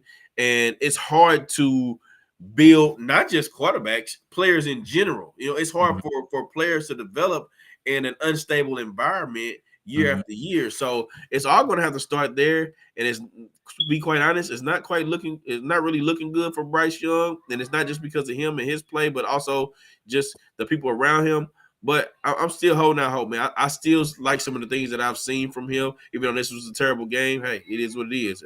They all had those. And we'll just have to see what happens in the offseason and how they plan on growing, you know, in the years to come. But Jaguars take care of business, and right now they still have an opportunity to close this division out and, you know, be the division winners with the win in their final week. And I think they go see the Tennessee Titans the final week of the season. So we'll see how that kind of plays out. Man, I need them boys to lose. I win, they lose, and I'm in the playoffs, man. I need them boys to lose. But the bigger thing, the more concerning thing for the Panthers, if you're a Panthers fan, if you're Bryce Young, with the antics, like you said, of David Tepper, you're not going to have a chance to get a premium head coaching target, because how many coaches are going to want to go play for a guy who's so unstable? Like if I'm head coach, if I'm one of these new young hot names, the offensive coordinator for the Texans, the offensive coordinator for the Lions, who's from Carolina, you know what I'm saying? And so it would make sense for him to want to go back home. You know what I'm saying? And he's got a young quarterback there he can maybe build with. Like if I'm any of these younger or just hot names, the Panthers are on the bottom of my list. They're the team I take because I struck out on the other two I interviewed for, because nobody wants to put themselves in such a precarious situation with the ownership is so unstable. And so, man, David Tepper is doing way more harm than even we're thinking about it, man, as far as just the outlook of this program. So that's terrible. Absolutely, Willie Jack. I'm with you there, man. With you there. Now let's move on to our game of the week, or what was supposed to be our game of the week, Willie Jack. No, the Miami Dolphins, man. Miami Dolphins went to Baltimore. to take on the Purple Birds, man. And them Ravens, man, they put a stamp on it, man. They followed up off the performance the week before, and they said, "Hey, man, we doubling down." You call them double down, Dan. This was. I don't know. I ain't got no name for Harbaugh yet, but man, but the Ravens win this game at home, 56-19. Talk to me, Willie Jake, man. What's up, man? And you know, honestly, the way this game started, it was living up to the billing. And so this game starts pretty back and forth. I think it's 10-7 after the first quarter, and then I think Baltimore does start they get a lead in this one going into halftime, so it's 13-21, and then here's what's crucial about that.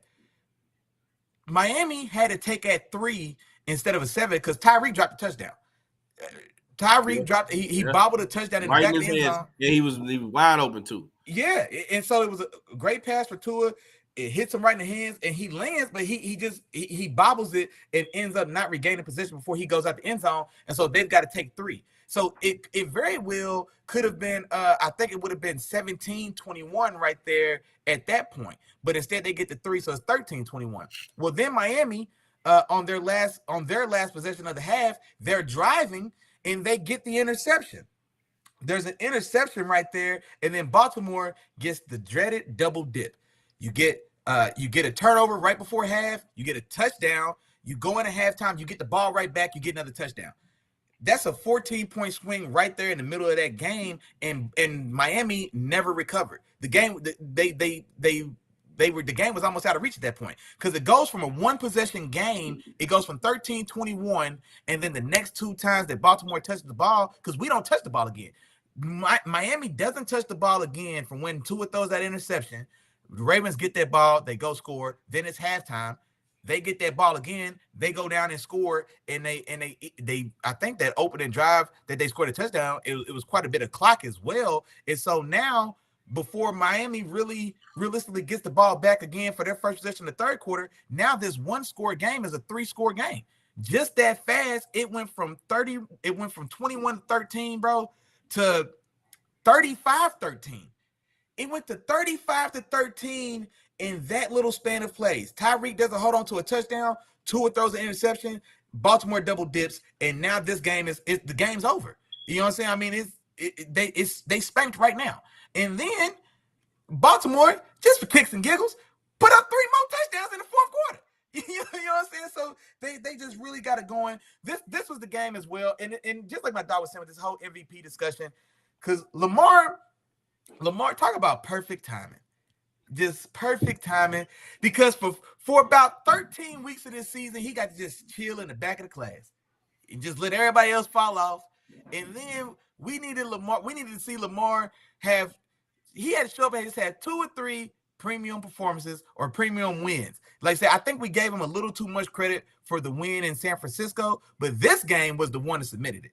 He goes 18 for 21, 321 yards, 5 touchdowns, no interceptions in this game. He has another 30 or so yards rushing. And so this is the kind of hang your hat on game. And for him locking up the number 1 seed. He's not going to play next week's game, of course, because they have nothing to lose. They want to risk him. And so this is his perfect mic drop or walk away moment to lead the stage, exit stage left, and probably collect his MVP. And honestly, that's what I'm telling you. It's like when I think about his season in totality, I don't think in totality, and I don't mean to turn this as the hate on Lamar segment. I'm a Lamar fan. I've defended Lamar more on this show than I've talked against him. So I can say what I want to.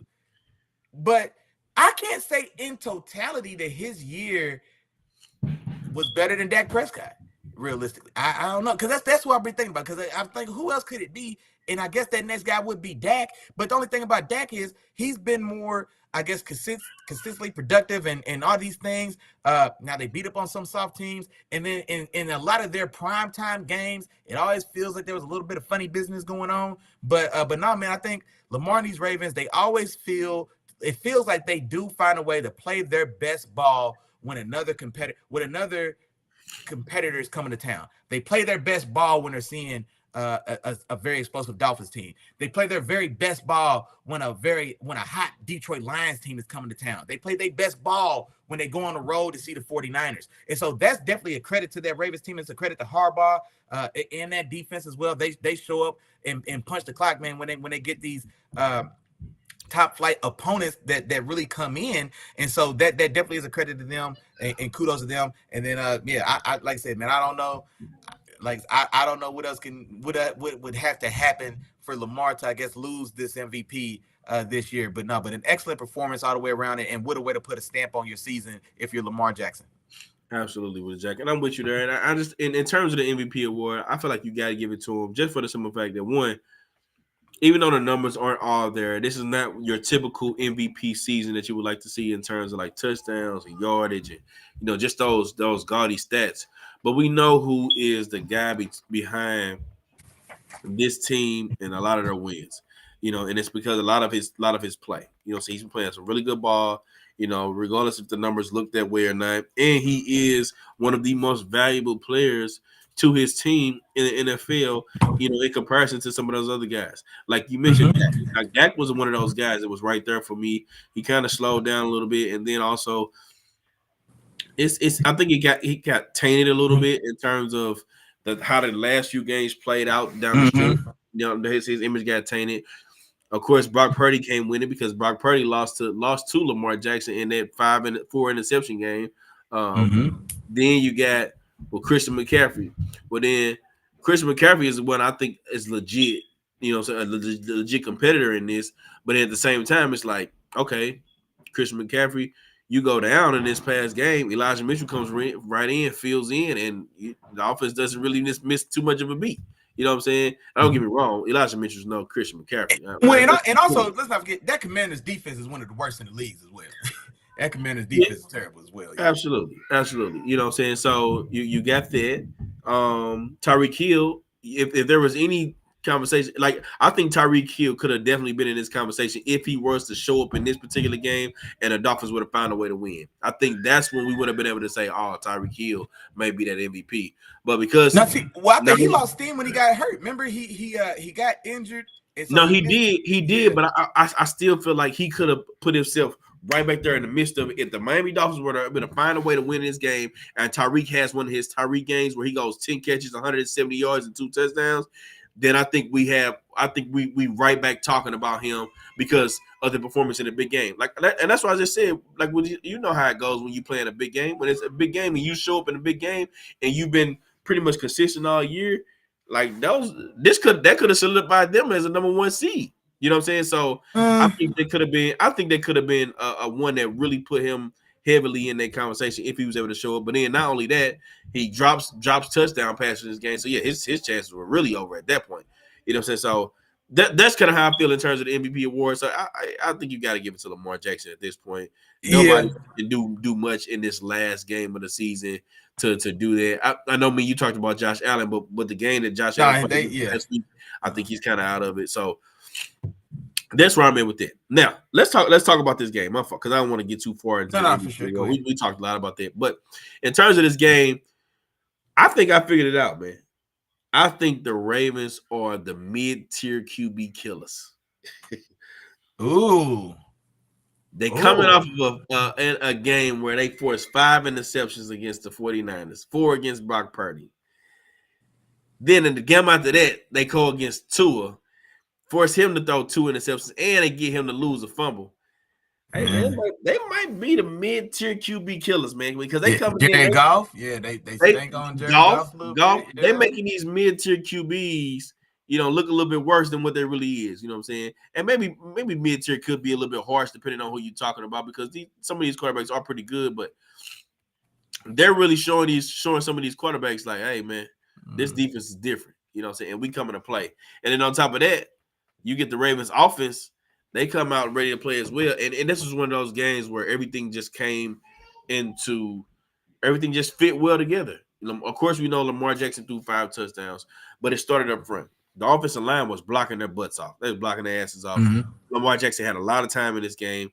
The playmakers were making plays after the catch. I'm talking about between Zay Flowers and this long run. Isaiah Likely was making plays after the catch. Man, yeah. We Odell looked like Odell looked like Los Angeles Rams Odell. I ain't gonna say nobody else, man, because we don't care what he look like in New York, man. But he looked like Los Angeles Rams Odell with some of the catches that he was making in this game, and over the past few weeks, and just that entire offense, the way they looked, the way they orchestrated, and Lamar Jackson leading them guys, man, it was just one of those shows. But to your point, Willie Jack, Miami did come out with a good game plan. You did ask for a little bit more A-Chain, and you got it. Over 100 yards for him. Yeah. You know what I'm saying? But it doesn't matter if you forced to abandon the run in the third quarter. You know what I'm saying? Third quarter, it was 35-13.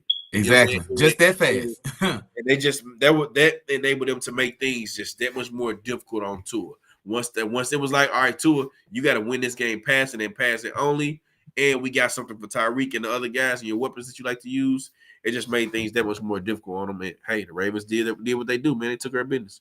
No, and I'm glad you mentioned too. I want to shout him out. I'm glad you mentioned that. Isaiah Likely had that one-handed catch and run for a touchdown, and I think that might have been the touchdown that was the one that they got going into halftime. So they could have took a 3 there, but instead they kind of essentially go for the kill, and they go for it on that fourth and I think it was like 4th and 4, and he snags with one hand, catches it, runs it in, finishes it in for a touchdown, and they really kind of went into halftime with that style, a huge play on a 4th down to really just kind of stomp, just like put that last kind of nail, start to put those nails in the coffin, and like I said, they come back out in the second half and keep rolling. So yeah, no, that was a great play for Isaiah Likely, man, stepping in for Mark Andrews, who's been out for a while now. Gotcha. And a couple comments, Willie Jack, and I'll run through them really quickly. I know we spent a lot of time on that game, man, but Zach DeMay came in. He said, man, Dolphins are just not a big-time team. Fun to watch, but they fold when it matters. Absolutely, man. They've been doing it all year. They've been folding when it matters. They haven't been able to pick up any of those big-time wins, and it's been showing week in and week out, man. Out. And good then comment. Drill comes in. He's talking about the MVP, man. He says, look, man, what about CMC as MVP? Y'all almost cementing the MVP as the most valuable passer. MVP is the most valuable passer, man. So, hey, you got to run one back. Well, here, and this thing, it's not us, dog. It's not us, dog. It's not. That's the way the league goes. It's really the way the league goes. But now, in fairness, kind of like I said, I think Tyreek lost a lot of steam where he got hurt or he got injured, and then honestly, the game he missed, the Dolphins won that next game 30-0 against a very talented Jets team, and then he just hasn't had an explosive game since he kind of lost pace. And once he fell out of that pace for the 2,000 yards, I think that was a big driving force in his campaign. And so once that fell by the wayside, and then this Dolphins team overall kind of lost a lot of steam, I think that ended his campaign. And then C-Mac, honestly, man, it's almost he's a victim to just the overall success of that team. That's a team that has a 4,000-yard passer. They've got 3,000-yard receivers and him. You know what I'm saying? And so as great and as talented as he is, he's leading the league in rushing, leading the league in total touchdowns as well.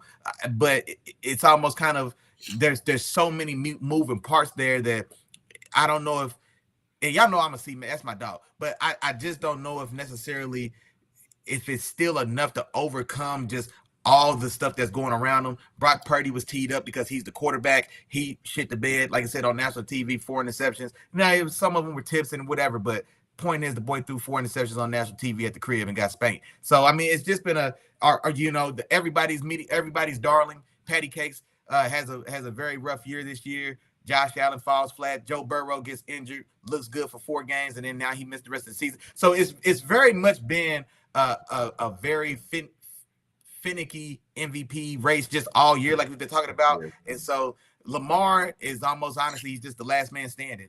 And he played his biggest moments and his best ball right here at the end. And like I said, everybody knows I was saying, man, you as good as the last time we seen you. Last time we seen Lamar Jackson, he completed 90% of his passes, threw 5 touchdowns against a quality Miami Dolphins opponent. You know what I'm saying? You're as good as the last time we seen you. And so I think Dak probably still has a good shot because I think they need this game. So I expect Dak to play. I don't know what he have to do to I don't know what he would have to do to kind of steal this one away from Lamar. But I think overall, the season he had in totality, I think was a more impressive year, honestly, statistically, it was a much more impressive year, I think, from Dak than it was from Lamar. But like I say, you good as last time we seen you, and Lamar saved his best ball for the very end of this year. Gotcha. All right, Willie Jack, man. On to the next game. We have the Tennessee Titans going to Houston to take on the Texans. Texans win this game at home 26-3, man. And let's give a shout out CJ Stroud, man. CJ Stroud was back, man. His first game back since going into concussion protocol. And he came back and played some clean ball, man. Wasn't spectacular by any means necessary, but he did what they needed to do to come up with the W's in this game. And a lot of it was done by field goal, man. A lot of field goals, driving the length of the field, but when it gets stopped, sometimes you still have to put points on the board. And there's another team that actually did a similar thing this week as well. We'll get to that game, but the Texans, they did something very simple in this game to where they just smothered the Tennessee Titans offense. They didn't force a lot of turnovers. They got after the quarterback, and actually, I think they knocked Will Levis out of this game. I think Will Levis got hurt in this game, but I think they got a total of 6 sacks. They're really getting after the quarterback, and they just didn't allow Tennessee to do much on offense. They couldn't get the run game going. They couldn't get nothing going in the passing game, and it was just a rough day at the office for the Tennessee Titans as a whole. And then the Houston Texans offense was able to put together enough in their drives to put together the points they needed to keep them in playoff contention and actually put them in position to possibly be the division winners again. Like I mentioned before, Tennessee is going to be at home next week against the Jaguars. They're going to be hosting them. The Houston Texans, they got the Colts, man. So that's going to be a big game on Saturday and a game that we're going to be talking about very soon. No, and just like you said, man, the biggest thing in this one, definitely the Texans. Yeah, Will Levis, he only attempts 6 passes in this game before he goes down. He actually gets one of the things kind of more so kind of open this game up or separated. They get the sack fumble on Levis. Sheldon Rankins, defensive lineman for the Texans, he recovers the fumble, runs it in for a touchdown. I think that opens the score up to, was it 13-0 at that time or something? I'm trying to check something like that. Something like that right there early on in that second quarter, or it may have been more than that 17-0. But anyway, this game's 20-3 at halftime, and so the game's all it's in hand for sure. And then, like I said, for the Texans, they moved the ball well, didn't cash in the red zone, settled for a lot of field goals, but at the same time, with the game in hand, almost from the outset of this game, you didn't have to do much to push it, get out of there with a win. You still keep your AFC South hopes alive, and they've got a game against it was the Colts, right? Yeah, they got a game against the Colts. If the Jaguars lose, like I need them to, Jaguars lose, then the winner of that Colts Texans game wins the AFC South and gets a playoff game, gets a home playoff game at that. And so, a lot on the line. Definitely felt the miss of having CJ Stroud out those 2 weeks. They found a way to win one of those games, but now you have him back at the most critical point in your season because, like I said, you got a chance to win a division title and play a home playoff game. And then, a shout out to Will Anderson as well, man, who's really came on the second half of this season. They traded a lot to go get him. He had 2 sacks in this game as well, so he's really coming into his own, and especially as you're going to make hopefully make a playoff push if you're a Texans fan. So everything is kind of coming back together right here at the right time. Yeah, man, it's the perfect warm-up game. Perfect warm-up game for the Houston Texans, man, and gets them geared up for this Saturday game because this Saturday game is going to be a big one for sure. Like I said, we'll talk about that one in a second. But let's move on to your squad, Willie Jack. The Pittsburgh Steelers, big dog. They go to Seattle, man, and they take care of business against the Seahawks, against Big Gino, against your stepson, man. And the Steelers win this game on the road, 30-23. Go ahead, Willie Jack. Go ahead, talk to him. Man, look, I tell y'all what, man. It was some real Steeler football being played in Pittsburgh this Sunday. And y'all heard me right. I said in Pittsburgh. We flew to Seattle, but the game got played in Pittsburgh. If y'all didn't know, it was real deal Steeler football being played. Boy, I tell you, I ain't had that much fun watching Steelers play. It brought back. It made me reminisce about Jerome Bettis and Willie Parker. I'm talking about no matter who we put back there, we running for 8 yards and we running through 2 people's chests on the way for them 8. I mean, it was a very dominant run performance for us, man. Najee goes crazy. 27 for 122, 2 touchdowns. He turned down a third touchdown at the end of this game, slid at the 3-yard line, took a knee, so we can go ahead and get the victory dance on the way out the stadium. Jaylen Warren, also very impressive. 13 for 75 and a touchdown on the ground as well. I don't know if y'all seen like the Good Morning America, they do the angry run segment.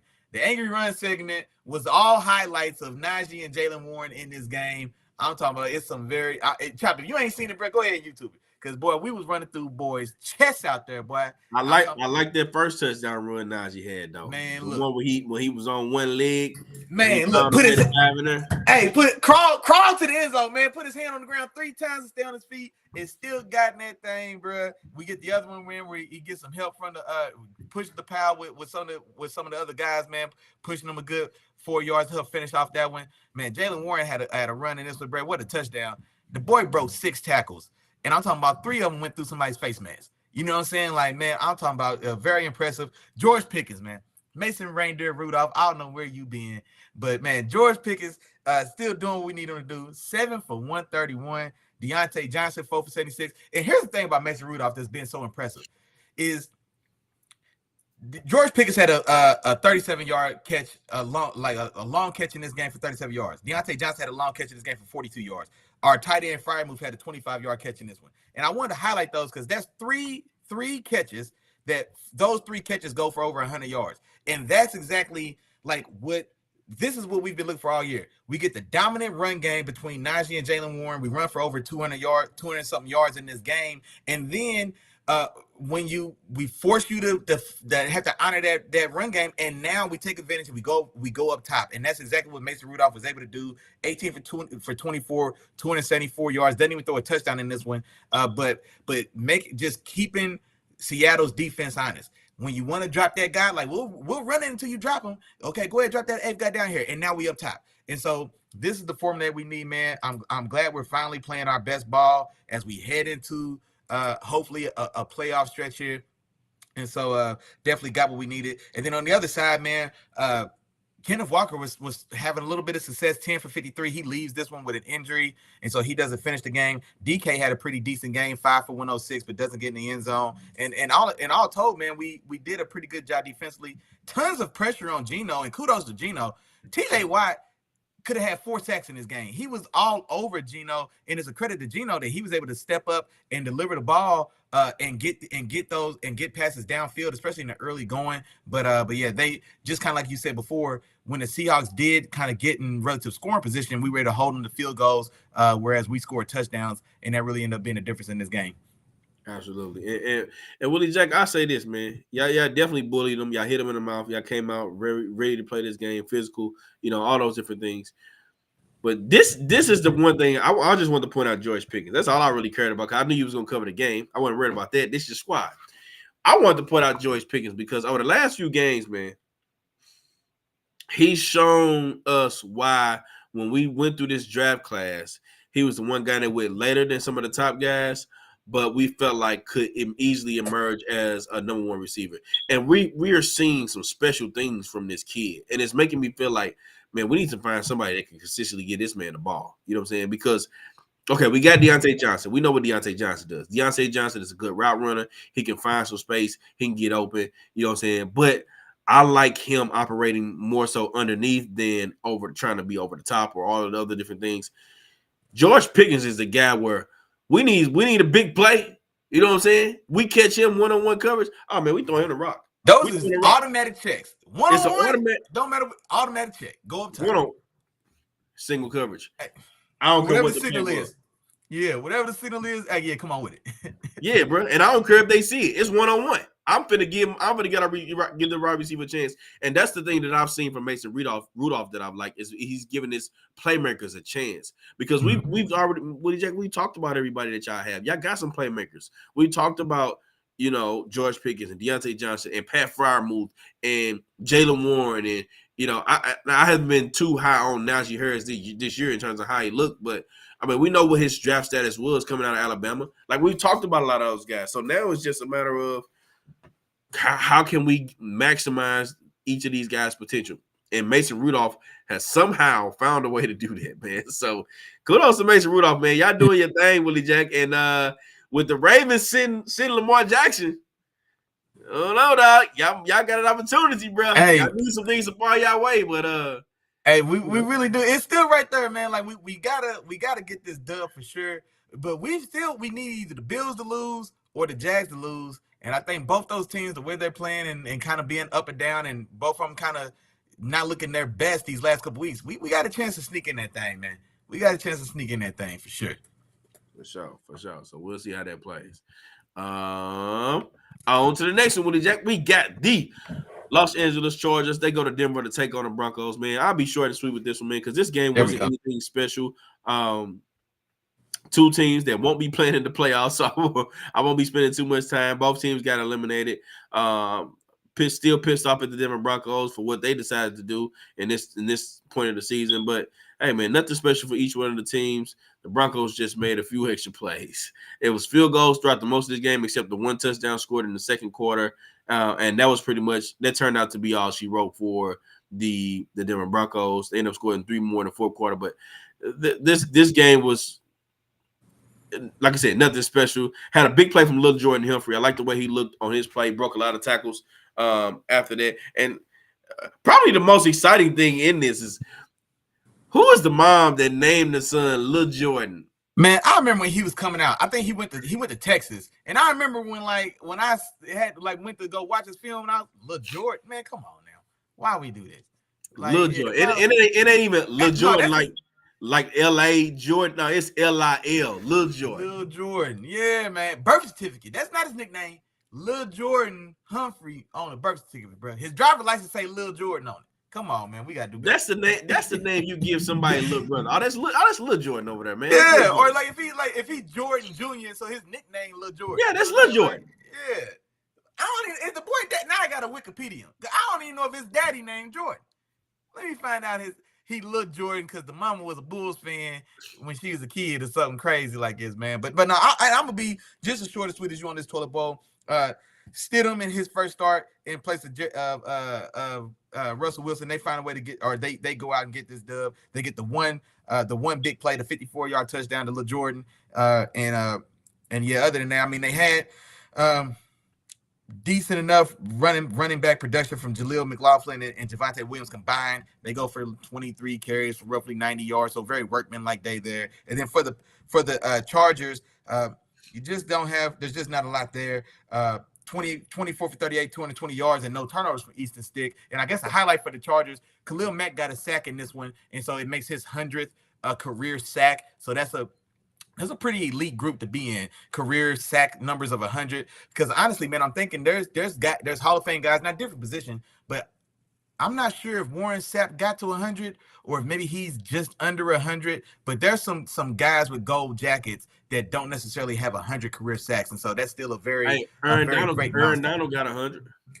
I mean, yeah, they threw the ball 40 times a game for Aaron Donald. You know what I'm saying? But that's cool. I hope he got 100. Yeah, he should. I just had to put it out there. No, for sure. But kudos and congratulations to Khalil Mack, man. And so 100 sacks, that's still an excellent milestone, man. So congratulations to you, bro. Absolutely. Hey, and real quick, shout out to J1 Games Real. The Chargers should have kept y'all ass in San Diego. Nobody wanted you in L.A. You in L.A. using somebody else's stadium. You can't sell tickets to fill up a soccer stadium. And yeah, man, y'all should have knew better. But yeah, they definitely should have. They can't even say that old San Diego Superchargers song no more because now y'all is in L.A. Yeah. Remember that song they had, bro? Yeah, bro. I know which one you're talking about. Yeah. On to the next game, Willie Jack. We got these Cincinnati Bengals going to Kansas City to take on the Chiefs. The Chiefs end up winning this game at home, 25-17. Willie Jack, talk to me, man. What happened in this game, big dog? I got you. And honestly, man, this was it feels like Patrick Mahomes and these Chiefs, they just gotta like struggle and claw for just everything they get. I mean, they win this game. They win this game 25-17, and so it's an 8-point spread.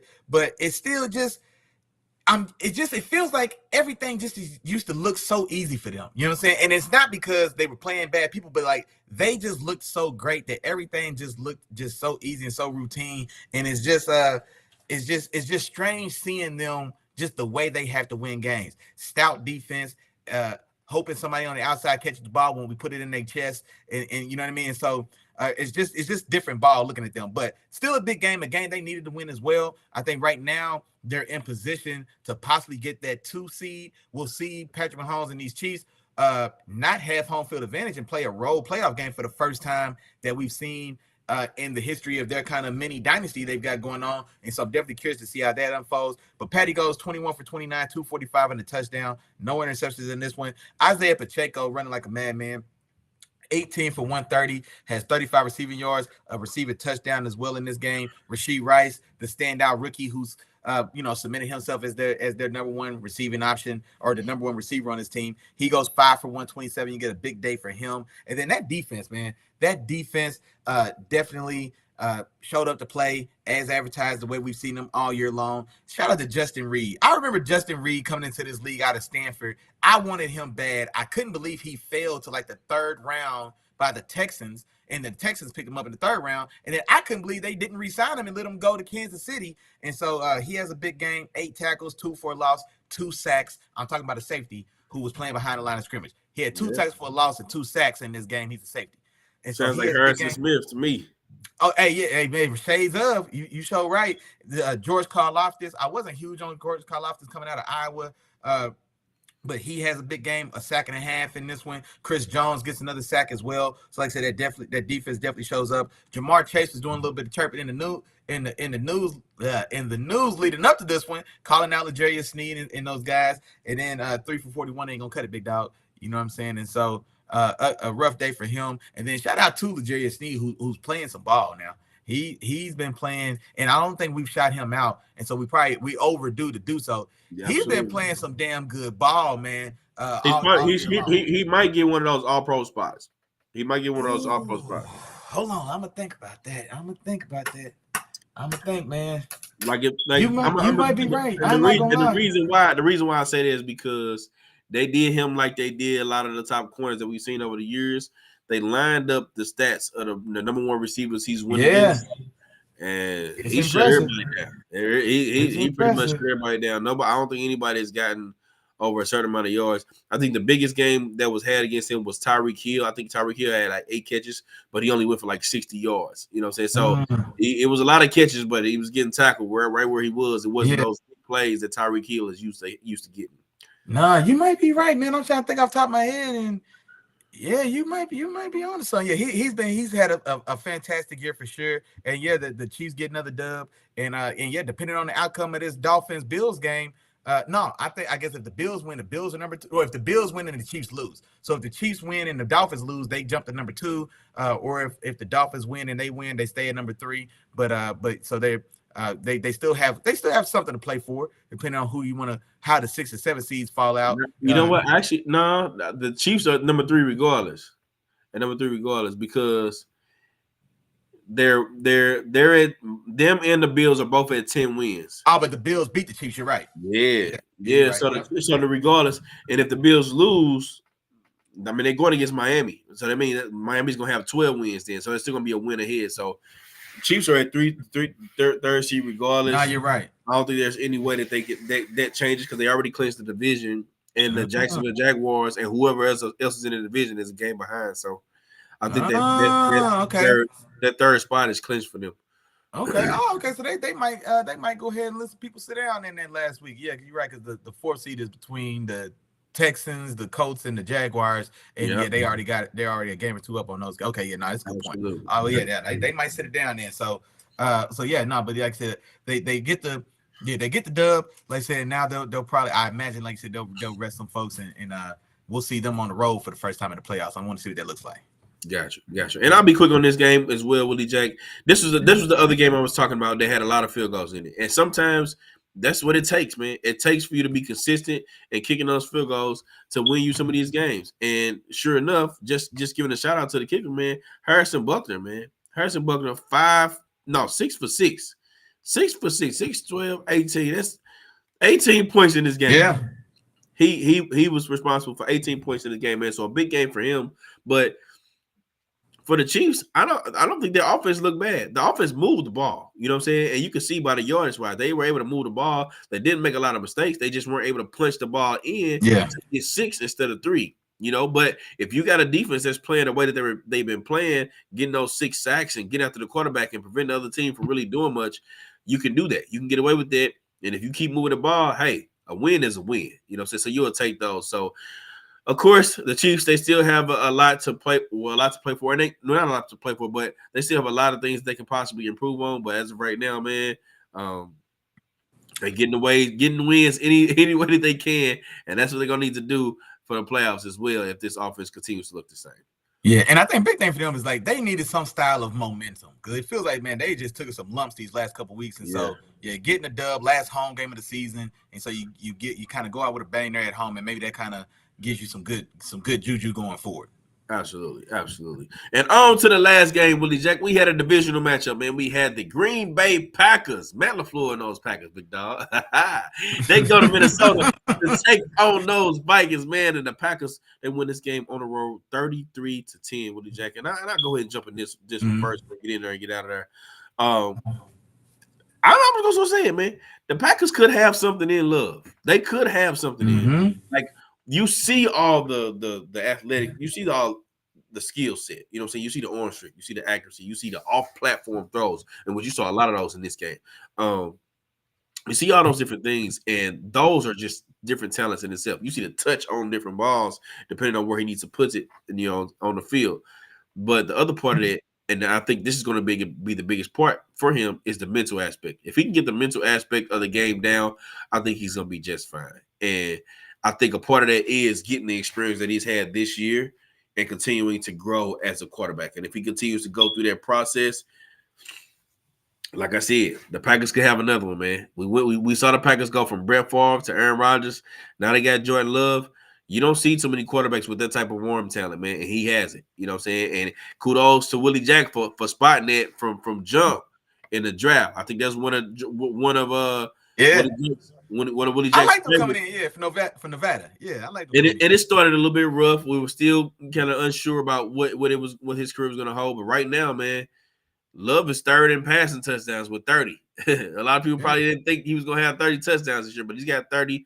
And I think people were also underrating the combination of weapons that the Packers got between Aaron Jones, Jaden Reed, Romeo Doubs, and then whenever Watson comes back, you know what I'm saying, having those guys all as weapons for them.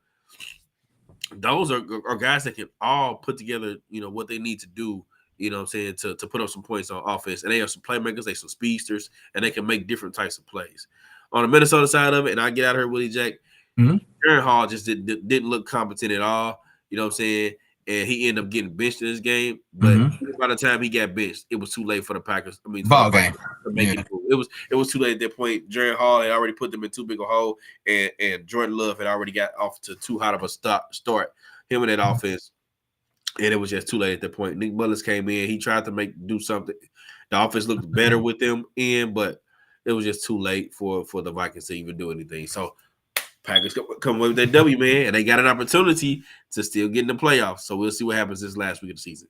No, and just like you said as well, too little, too late. Not enough for Jaren Hall. And even when we talked about this game on Sunday, that's one thing I said is like, I know it been up and down. Like we got the little hot streak from Josh Dobbs before he, you know what I'm saying, he 4 interceptions and he kind of lost favor and just fell to the bottom of the bench. We haven't seen him since. And then they've been they tried Nick Mullins. He hadn't did anything necessarily spectacular. So even when they announced that Jaren Hall was going to be the guy to get this start, it made me think, okay, well, why not? If we tired of Mullins because we didn't like what he did, well, why are we going to the rookie Jaren Hall instead of going back to Dobbs, who at least had some style of success in this game with the playoffs on the line? And so, yeah, then like I said, he does terrible. It's 20-3 at halftime. 27-3 at the end of the third quarter. And so, I mean, like I said, the game is all but over. And then just like you said with Jordan Love, those 3 years behind A-Rod did something because he's making those jump passes like 40 yards in the air. Like he had about 3 or 4 of them, and he missed one that would have been a touchdown. It was right off the fingertips of a guy. He put too much on it, and he was going backwards. And he was going back with both feet off the ground and puts it 6 inches too far in front of, I think, number 80. And then it's crazy because until you just said that, I didn't realize he had so many touchdown passes, and especially to be third in the league. And he doesn't have a lot of weapons. Like Aaron Jones missed 12 games this year. AJ Dillon missed probably 8 to 10. Neither one of them had done too much when they've been in there. Aaron Jones has probably been better when he's been back, and especially of late. But there were some games earlier in the season when he was on the field, and they just weren't getting any production from him or AJ Dillon. And then Christian Watson, the young guy who splashed a few times this year, but it feels like he's missed more than he hasn't. Jaden Reed he's a rookie as well. I mean, so like he's not doing it he's having that type of production with I don't like what would you say is the difference between Jordan Love supporting cast and Patrick Mahomes? Jordan Love don't have Travis Kelce, but like is Rashee Rice not equivalent, or you know what I'm saying? Take your pick between Rashee Rice and Jaden Reed. You know what I'm saying? Or you get what I'm saying? Isaiah Pacheco and Aaron Jones. You know what I'm saying? Like, so those weapons aren't impressive at all to have the year that he's had. So I think that definitely speaks to, and kudos to Matt LaFleur, because you definitely shouted him out in the coaches poll before this year. And I think this was the year that he showed his worth. And that's kind of what I was thinking when you put him in your top 10. Like, I wanted to see this year, because you had A-Rod cooking that weak ass division for the other 4 years. Like, I think he really did show his worth, and they really turned the corner after that bye week. They lose a game to us. They lose a game to my Steelers, in which Jordan Reed played pretty well in spurts. They get a bye week, and then from that bye week, they've really turned it on and looked great. So that's a kudos to Matt LaFleur, and also kudos to Jordan Love. All right. Gotcha, Willie Jack. All right, well, we got a couple more things to hit, Willie Jack. We got 2 preview games. We got 2 Saturday games. We got to preview those. But before we do that, man, go ahead real quick, man. Give me your performance of the week. Easy peasy. I ain't gonna overthink it, man. Lamar Jackson, 18 for 21, 320 yards, 5 touchdowns, no interceptions. Big 60 burger on the Dolphins. You know what I'm saying? Walk-off performance before he probably receives an MVP trophy in a month or so. So I'll go Lamar Jackson. Absolutely. And I wasn't going to overthink it either, Willie Jack. I was going to go the same way. Yeah. And I think, like you said, that performance, I think, solidifies his MVP award. Also, they solidified that number 1 seed. So he's sitting down watching in the bye week, you know, as teams prepare to go against them. You know, so he's going to get like 2-3 weeks of rest, you know, before he has to play his next game, man. So, yeah, shout out to Lamar Jackson for the big game he played. No doubt. But speaking of the Ravens, of course, we got to get a Saturday previews, Willie Jack. And we got your boys, the Pittsburgh Steelers, man. They go to Baltimore to take on the Ravens. And it won't be Lamar Jackson as a starter, man. It's going to be what's my backup name? I forgot. Tyler Huntley. Mm-hmm. Tyler Huntley is going to be the starter in this game. Well, Jack, I know who you got, but talk to me. Yeah, no, just short and sweet, man. 23-20. I still that defense is still there, and a lot of times when guys get rested, it's not often the guys on defense that are going to rest. You know what I mean? And so, and even still on that defense, I don't know who you would sit down. Maybe Roquan. Maybe Roquan plays a half. You know what I'm saying? But I still expect to see that defense for the most part, a good part of this game. And so I'm going 23-20. We got to get this one to have a chance. We get this win, I think there's a very good chance that we can make the playoffs between the loss from the Jags. Between the loss for the Jags or the Bills in this one. And so, but yeah, we got to have it, man. 23-20. I need Mason the Reindeer Rudolph to give me one more dub, man, so we can have a shot. I got you, Willie Jack. Hey, I like your score, but I'm going to go a little bit lower for the Ravens, man. I got the Steelers winning this one on the road, 23-16. I think this is a touchdown game. I think the Steelers come out, they show up. They're able to slow this offense down, especially with them not being at full potential, them resting, taking it easy. They've still got the number 1 seed. The Steelers are playing. They got something to fight for. And I think Mike Tomlin is coming out. He's pulling out everything he got, you know, to make sure that they come away with the W in this game, man. So yeah, give me the Steelers on the road against the Ravens, 23-16. That's my final score there. No, for sure. Go ahead, the last one. And the last game on Saturday, man. I think this is going to be an exciting game. We got the Houston Texans going to Indianapolis to take on the Colts. I'm going Texans on the road, Willie Jack. And this is a game that's going to show me. All right, CJ Stroud. I've seen you show up a few times throughout this season. I've seen you show up in big time moments. Well, hey, this is going to be another big time moment for you. This is an opportunity for you to step up and show that you can be a real deal QB in this league, man. You got to go on the road. You got to get this win in order for you to have an opportunity to possibly get into the playoffs.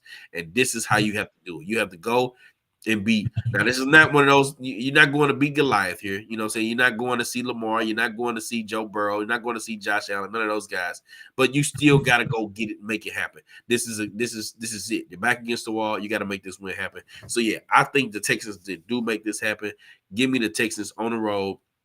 In an exciting game, man. Give me a few points in this game. Give me a 31-28 ball game. They win this one on the road by 3.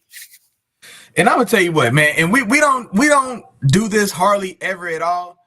CJ Stroud's gonna be my player of the week this week because I think this is honestly, this is one of the few games that's gonna be played in week 18 that really matters. There's a lot on the line. Nobody's sitting anybody in this game, and this is a must-have, gotta have a game. And I think CJ Stroud's gonna have a day. I'm looking for 300 yards and 3 touchdowns. You know what I'm saying?